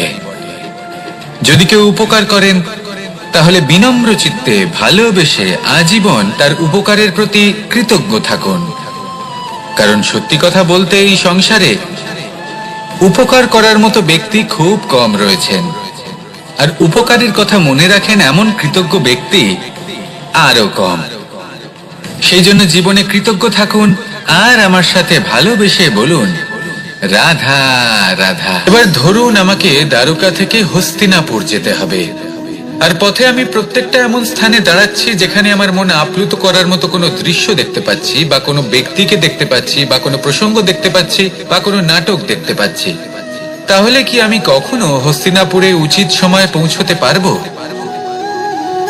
কখনোই নয়। মানুষকেও ঠিক এই কথাটাই মাথায় রাখতে হবে। মানুষ মনের মধ্যে একটা লক্ষ্য স্থির করেন, সেই পথে অগ্রসর হয়ে পড়েন। এবার সেই পথে এগোতে এগোতে অনেক মানুষজন, অনেক ঘটনা, অনেক সমস্যা চলে আসে, যার ফলে তার মন বিচলিত হয়ে পড়ে। যদি মন বিচলিত হয়ে যায়, তাহলে লক্ষ্যের প্রতি কিভাবে একাগ্রচিত্ত হবেন? সেই জন্য অত্যন্ত আবশ্যক যে আপনি সময়ের সদ্ব্যবহার করুন সেই পথে চলার জন্য। সেই পথে সামনে এগোতে থাকুন, চোখ থাকবে শুধু লক্ষ্যের দিকে। যখনই আপনি বুঝবেন যে আপনি লক্ষ্যভ্রষ্ট হচ্ছেন, আবার সেই পথে নিজেকে টেনে আনুন। ঠিক এইভাবেই এগোতে থাকুন, সাফল্যের শিখরে গিয়ে পৌঁছুন, আর সেখানে গিয়ে আনন্দের সাথে উচ্চ স্বরে বলুন, রাধা রাধা। এগুলো হলো নিম পাতা। যদি এগুলো চেখে দেখেন, তাহলে মুখ বিকৃত হবে। এগুলো কি তেতো খেতে, হে নারায়ণ! এর থেকে বেশি তিক্ত সংসারে আর কিছুই হতে পারে না। হয়তো আপনি এগুলো ফেলেও দেবেন, কিন্তু যদি এই স্বাদের ঊর্ধ্বে উঠে এই নিমের বিষয়ে আপনারা জানতে চেষ্টা করেন, তাহলে আপনি জানতে পারবেন যে এই নিম কতটা বেশি গুরুত্বপূর্ণ, কত গুরুত্বপূর্ণ ওষুধ, আর আমাদের শরীরের জন্য কতটা বেশি লাভজনক। এই নিম, এর মধ্যে অনেক রোগের উপশম নিহিত রয়েছে। এবার জীবনে আমরা বিভিন্ন মানুষের সাথে পরিচিত হই, নেত্র দ্বারা তাদের দেখি, কিন্তু তাদের আমরা খুব একটা পছন্দ করি না। সেক্ষেত্রে আমাদের কি করা উচিত? অন্তর মন দিয়ে তাদের দেখা উচিত। ওনাদের রূপ রং নয়, ওনাদের ব্যবহার, ওনাদের গুণাবলী দেখা উচিত।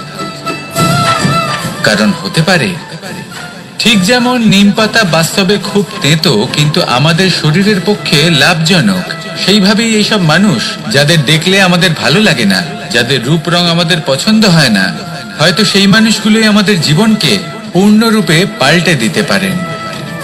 হতে পারে তাদের মধ্যে এমন ক্ষমতা রয়েছে, আমাদের সুখ, শান্তি, প্রেরণা প্রদান করতে পারেন, আমাদের দুঃখ হরণ করতে পারেন, আমাদের পথ দেখাতে পারেন। সেই জন্য যখনই কোনো ব্যক্তিকে দেখবেন, চর্মচক্ষু নয় অন্তর্মন দিয়ে দেখবেন, রূপ রং নয় গুণাবলী দেখবেন, মানুষকে আরো ভালোভাবে বুঝতে পারবেন। আর এই মন প্রসন্ন হয়ে বলবে, রাধা। আমি দ্বারকাধীশ এবং আমার সভাতে বিভিন্ন সময় বিভিন্ন ধরনের মানুষ আসেন, নিজেদের দাবি নিয়ে, নিজেদের ইচ্ছে নিয়ে। কখনো কেউ ভোজন চান, আবার কখনো কেউ ওষুধ, কখনো কেউ বস্তু চান, কেউ আবার চান বস্ত্র। কারোর জ্ঞান চাই, কারোর ধন চাই, আবার কারোর বাসস্থান। অনেক সময় আমি এই অনুরোধ, এই ইচ্ছে পূর্ণ করি না। এবার আপনি এটা ভাবতেই পারেন যে কৃষ্ণ তো তাহলে লোভী, ওর কাছে তো সবকিছুই রয়েছে, তারপরেও সে নিজের প্রজার ইচ্ছে পূর্ণ করে না, তাদের সমস্যাগুলি বুঝতে পারে না, তাদের সুখ স্বাচ্ছন্দ্য প্রদান করে না। আসল সত্য হলো এটাই যে কোনো সবল ব্যক্তি, যে কোনো গৃহস্থ ব্যক্তি যে কাজ করতে সক্ষম, তার পরিশ্রম দ্বারাই নিজের প্রয়োজনগুলি এবং ইচ্ছেগুলি পূরণ করা উচিত। এটা অত্যন্ত প্রয়োজনীয়। আর এগুলো তিনি করতে পারেন শিল্প, ব্যবসা, আচরণ অথবা জ্ঞানের ভিত্তিতে। এই পথে চলতে হবে, পরিশ্রম করতে হবে, তবেই সে কিছু অর্জন করতে পারবে। এবার এমন কোনো ব্যক্তি যার এই সব কিছুতে কোনো রুচি নেই, যে কিছুই করতে চায় না, সে কিছুই অর্জন করতে পারবে না। এবার এরকম কোনো ব্যক্তিকে যদি আমি কোনো বস্তু প্রদান করি, তাহলে কি হবে? সে পরাধীন হয়ে যাবে, আর সেটা উচিত হবে না। তাহলে কি করা উচিত? তাকে পথ দেখানো, তাকে বোঝাতে হবে যে কোন পথে চলে তুমি নিজের লক্ষ্য প্রাপ্ত করতে পারবে। শিল্প, জ্ঞান, আচরণ এবং ব্যবসা, এই পথে কিভাবে চলে সেটা শেখাতে হবে। আর আমি সেটাই করি। তার ফলে কি হয়? ব্যক্তি স্বাধীন হয়ে যায়। সংসারে সে যা চাইবে তাই প্রাপ্ত করতে পারবে, কখনো কারোর থেকে কিছু চাইবার প্রয়োজন পড়বেই না। এই কথাটা সবসময় মনে রাখবেন। যখনই দান করবেন, তা ভাবনা চিন্তা করে এমন ভাবে দান করবেন যাতে সামনের ব্যক্তি স্বাধীন হতে পারেন, পরাধীন নয়। আসুন আমার সাথে ভালোবেসে বলুন, রাধা রাধা।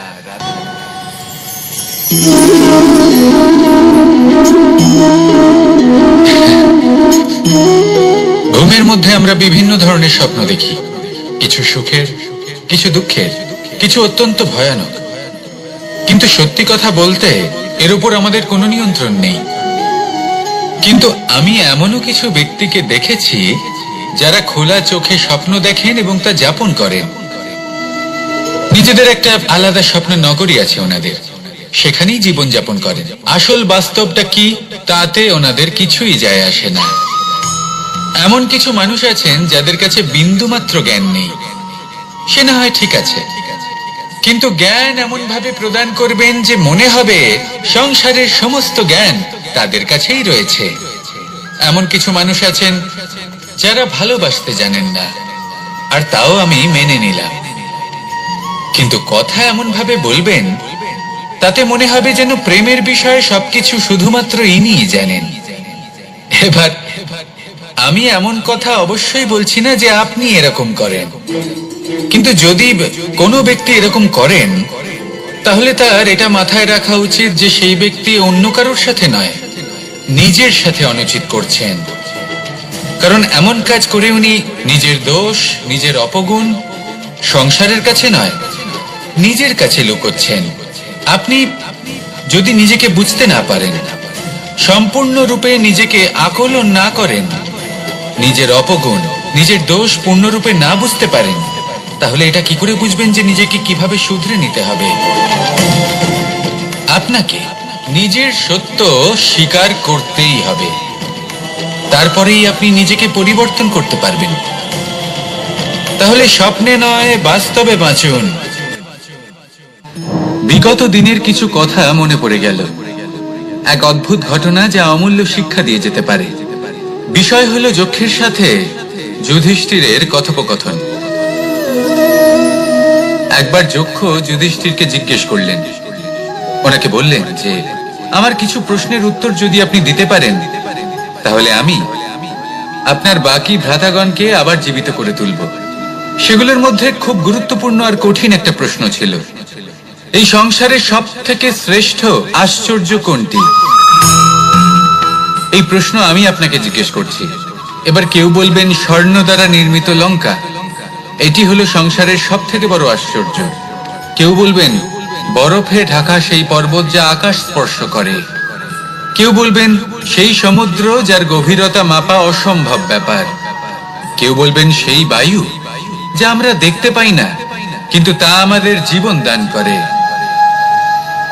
সংসারের সব থেকে বড় আশ্চর্য কি, সেই প্রশ্নের উত্তর যুধিষ্ঠির দিয়েছিলেন, আর তা ছিল শ্রেষ্ঠ উত্তর এবং উচিত। উনি বলেছিলেন যে সংসারে প্রতিদিন কোনো ব্যক্তি জন্ম লাভ করেন আর কোনো ব্যক্তি মৃত্যুও লাভ করেন। এবার এই কথাটা সবাই জানেন, সবাই বোঝেন যে যখন জন্মেছি তখন কোনো একদিন আমিও অবশ্যই মৃত্যু লাভ করব। এবার যখন এই কথা প্রত্যেকটা মানুষ জানেন, তখন কেন প্রত্যেক মানুষ এই চিন্তায় থাকেন, এই নিয়ে কষ্ট পান, এই নিয়ে ব্যাকুল হয়ে থাকেন যে উনি একদিন মৃত্যু লাভ করবেন, তার থেকে দূরে পালাতে চেষ্টা করেন? বলেন যে আমি মৃত্যু লাভ করতে চাই না। কেন? যেখানে কোনো না কোনো দিন এটা অবশ্যই হবে। এ হলো ব্রহ্ম সত্য। এই যে ব্যাকুলতা, এই ভয়, এই যন্ত্রণা, এই চিন্তা তার মনকে বাঁচতেই দেয় না, এই জীবন অনুভবই করতে দেয় না। সেই জন্য এই চিন্তা, ব্যাকুলতা, ভয় এসবের কি লাভ? কোনো লাভ নেই।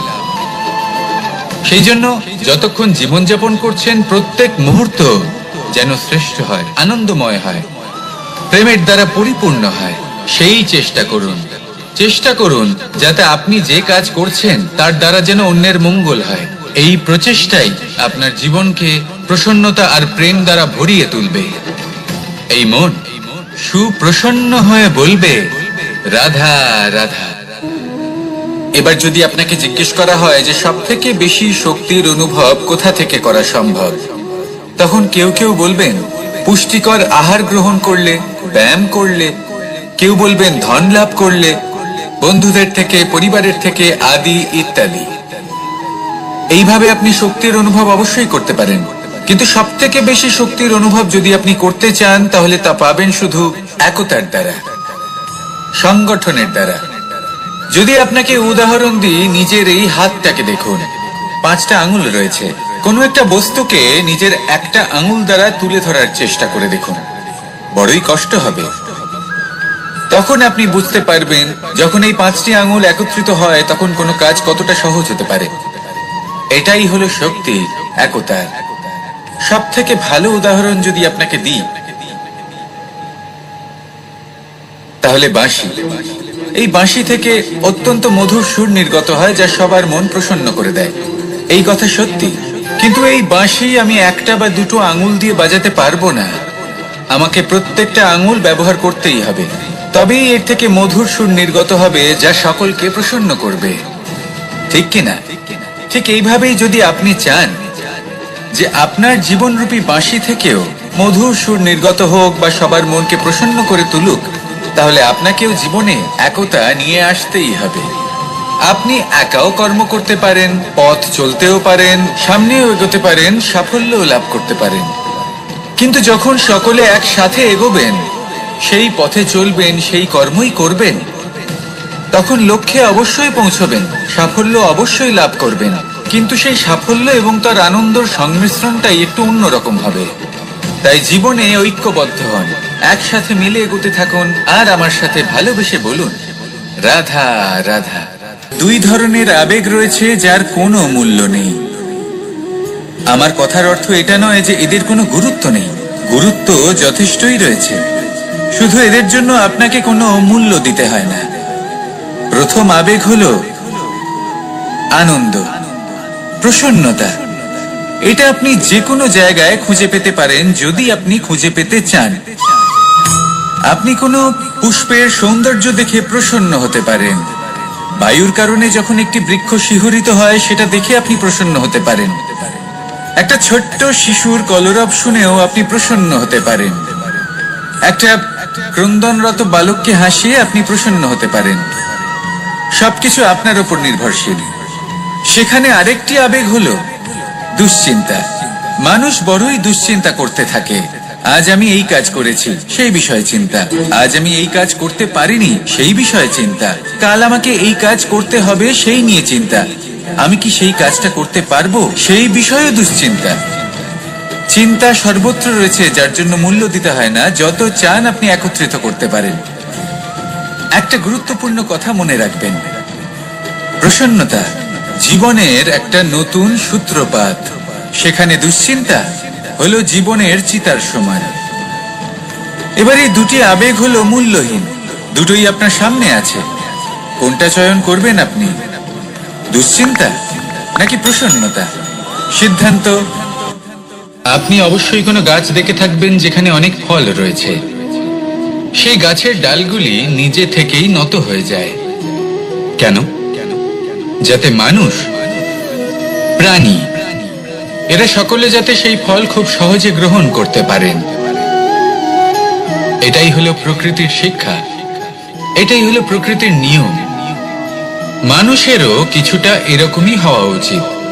যদি আপনি সাফল্যের চরম সীমায় পৌঁছে যান, অনেক বেশি ধন অর্জন করে ফেলেন, তখন মনে রাখবেন যে আপনি যেন অহংকারী না হয়ে পড়েন।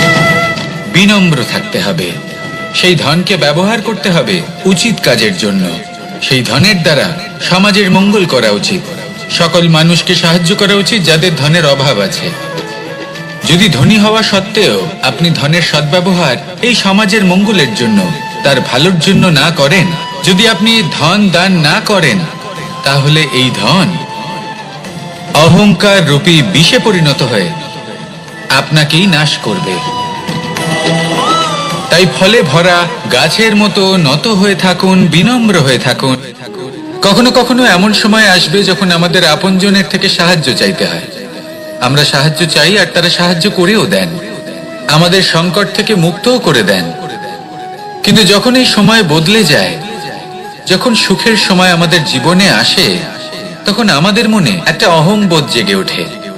মনে হয় উপকার আবার কি, সেই ব্যক্তি সাহায্য করেছিলেন তাতে কি, উনি তো নিজের কর্তব্য পালন করছিলেন।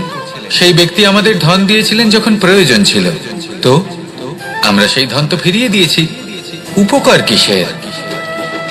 এই ভাবনা অনুচিত।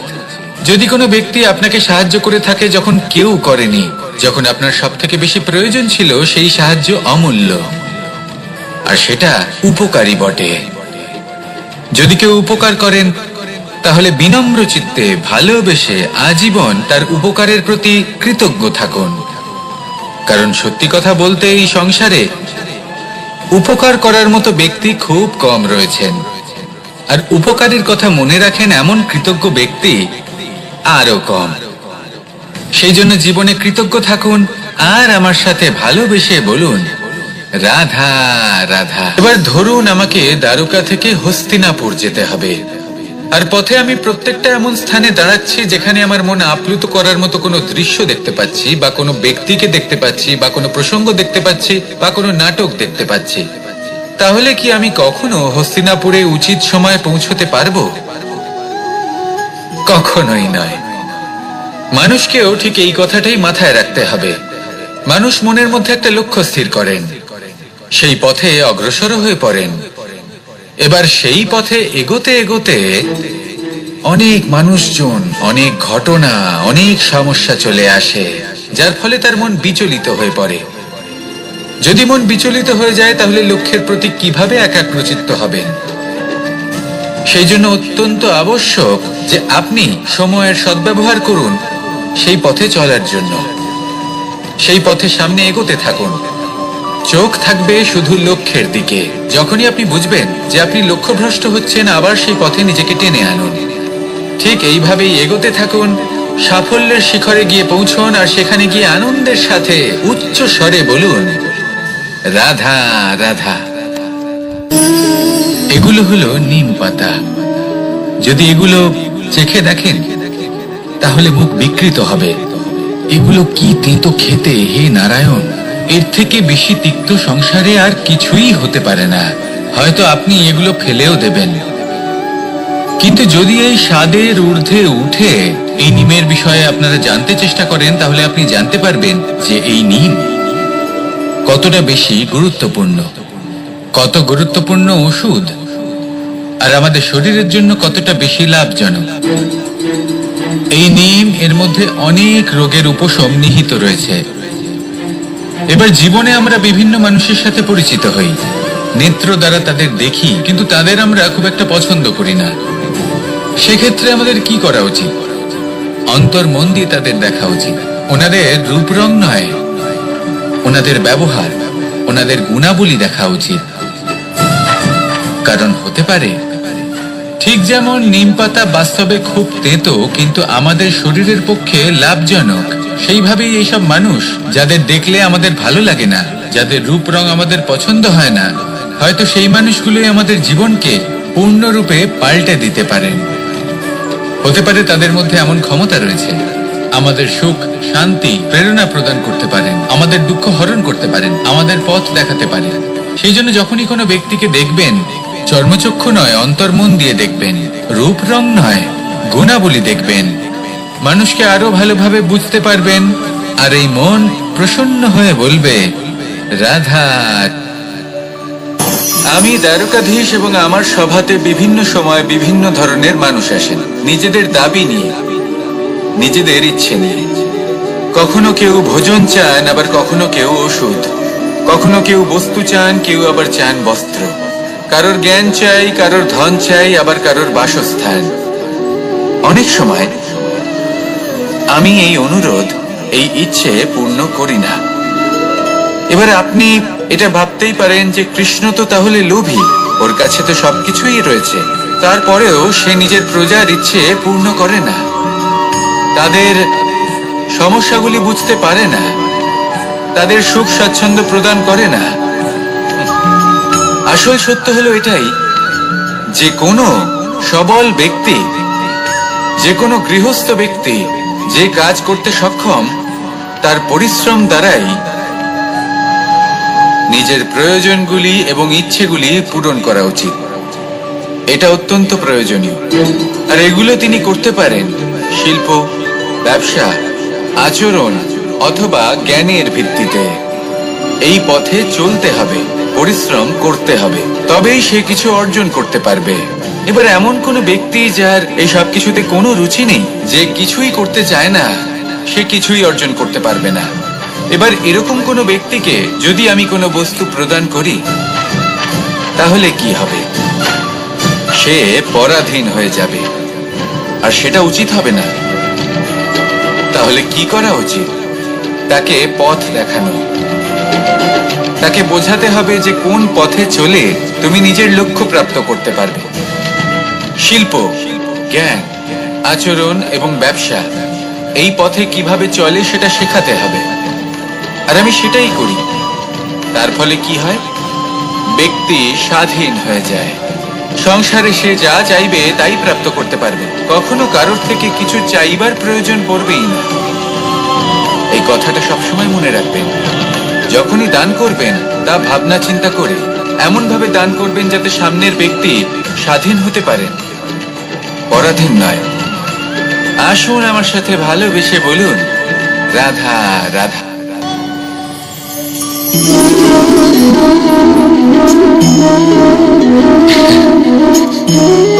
ঘুমের মধ্যে আমরা বিভিন্ন ধরনের স্বপ্ন দেখি, কিছু সুখের, কিছু দুঃখের, কিছু অত্যন্ত ভয়ানক। কিন্তু সত্যি কথা বলতে এর উপর আমাদের কোনো নিয়ন্ত্রণ নেই। কিন্তু আমি এমনও কিছু ব্যক্তিকে দেখেছি যারা খোলা চোখে স্বপ্ন দেখেন এবং তা যাপন করেন। নিজেদের একটা আলাদা স্বপ্ন নগরী আছে ওনাদের, সেখানেই জীবন যাপন করেন। আসল বাস্তবটা কি তাতে ওনাদের কিছুই যায় আসে না। এমন কিছু মানুষ আছেন যাদের কাছে বিন্দুমাত্র জ্ঞান নেই, সে না হয় ঠিক আছে, কিন্তু জ্ঞান এমন ভাবে প্রদান করবেন যে মনে হবে সংসারের সমস্ত জ্ঞান তাদের কাছেই রয়েছে। এমন কিছু মানুষ আছেন যারা ভালোবাসতে জানেন না, আর তাও আমি মেনে নিলাম। কিন্তু কথা এমন ভাবে বলবেন তাতে মনে হবে যেন প্রেমের বিষয়ে সবকিছু শুধুমাত্র ইনিই জানেন। এবার আমি এমন কথা অবশ্যই বলছি না যে আপনি এরকম করেন, কিন্তু যদি কোনো ব্যক্তি এরকম করেন তাহলে তার এটা মাথায় রাখা উচিত যে সেই ব্যক্তি অন্য কারোর সাথে নয়, নিজের সাথে অনুচিত করছেন। কারণ এমন কাজ করে উনি নিজের দোষ, নিজের অপগুণ সংসারের কাছে নয়, নিজের কাছে লুকোচ্ছেন। আপনি যদি নিজেকে বুঝতে না পারেন, সম্পূর্ণরূপে নিজেকে আকলন না করেন, নিজের অপগুণ, নিজের দোষ পূর্ণরূপে না বুঝতে পারেন, তাহলে এটা কি করে বুঝবেন যে নিজেকে কিভাবে শুধরে নিতে হবে? আপনাকে নিজের সত্য স্বীকার করতেই হবে, তারপরেই আপনি নিজেকে পরিবর্তন করতে পারবেন। তাহলে স্বপ্নে নয়, বাস্তবে বাঁচুন। বিগত দিনের কিছু কথা মনে পড়ে গেল, এক অদ্ভুত ঘটনা যা অমূল্য শিক্ষা দিয়ে যেতে পারে। বিষয় হলো যক্ষের সাথে যুধিষ্ঠিরের কথোপকথন। একবার যক্ষ যুধিষ্ঠিরকে জিজ্ঞেস করলেন, ওনাকে বললেন যে আমার কিছু প্রশ্নের উত্তর যদি আপনি দিতে পারেন তাহলে আমি আপনার বাকি ভ্রাতাগণকে আবার জীবিত করে তুলব। সেগুলোর মধ্যে খুব গুরুত্বপূর্ণ আর কঠিন একটা প্রশ্ন ছিল, এই সংসারের সব থেকে শ্রেষ্ঠ আশ্চর্য কোনটি?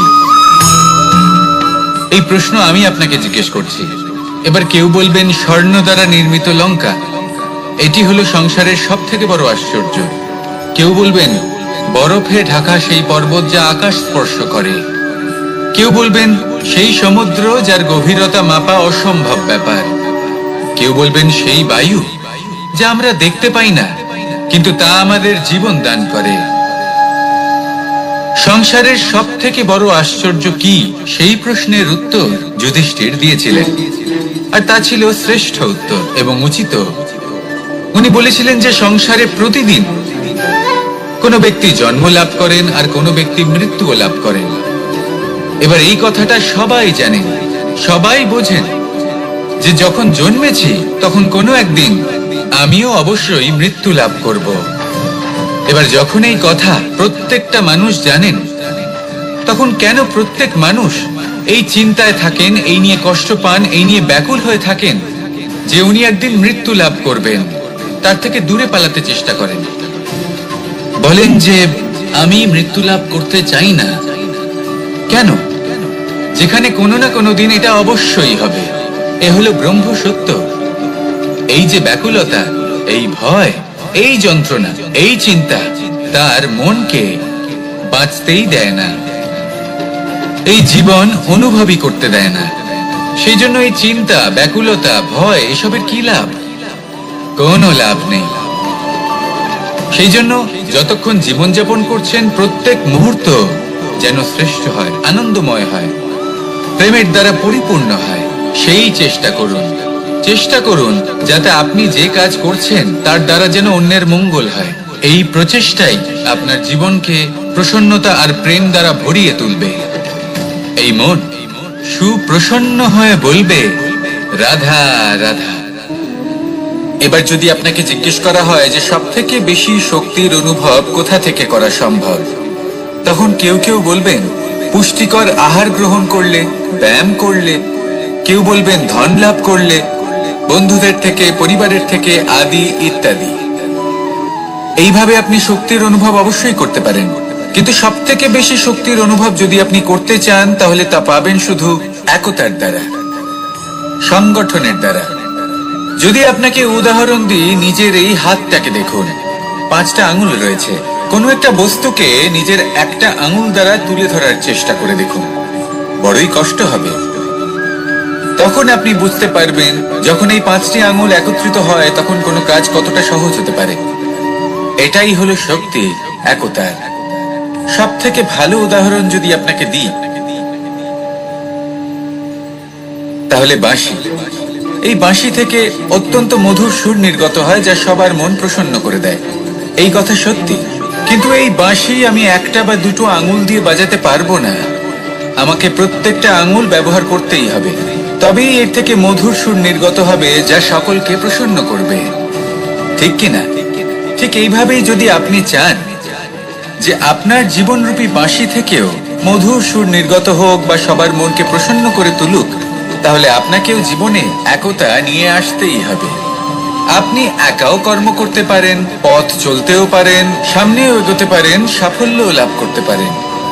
কিন্তু যখন সকলে একসাথে এগোবেন, সেই পথে চলবেন, সেই কর্মই করবেন, তখন লক্ষ্যে অবশ্যই পৌঁছবেন, সাফল্য অবশ্যই লাভ করবেন।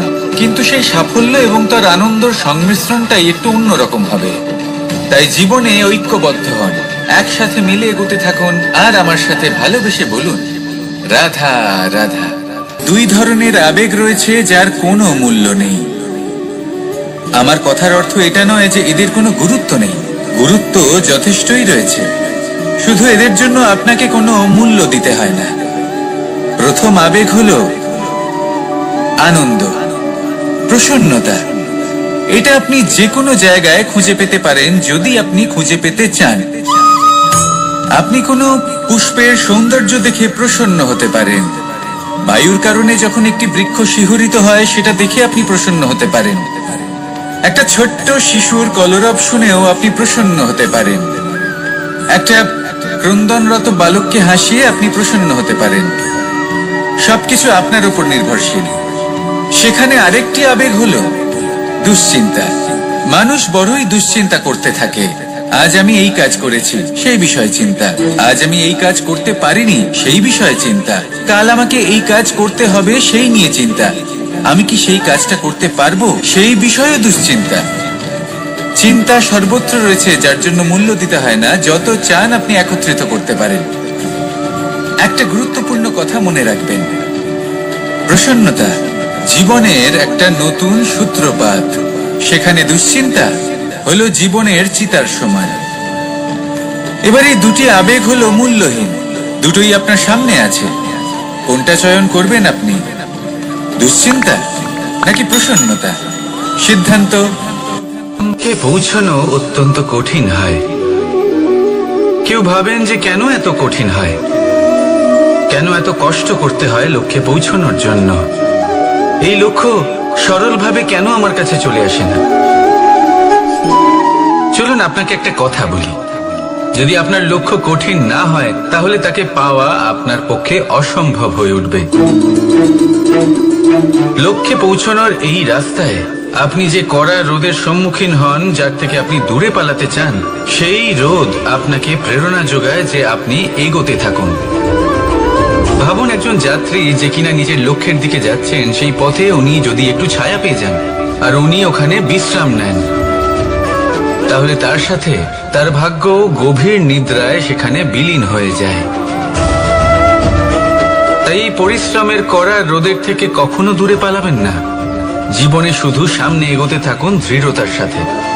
আর লক্ষ্য সরল হোক, কঠিন হোক বা অত্যাধিক কঠিন হোক, একটা কথা মনে রাখবেন, যে জীবনের লক্ষ্যে পৌঁছতে পেরেছে সে লক্ষ্য প্রাপ্তির জন্য আফসোস কখনোই করে না।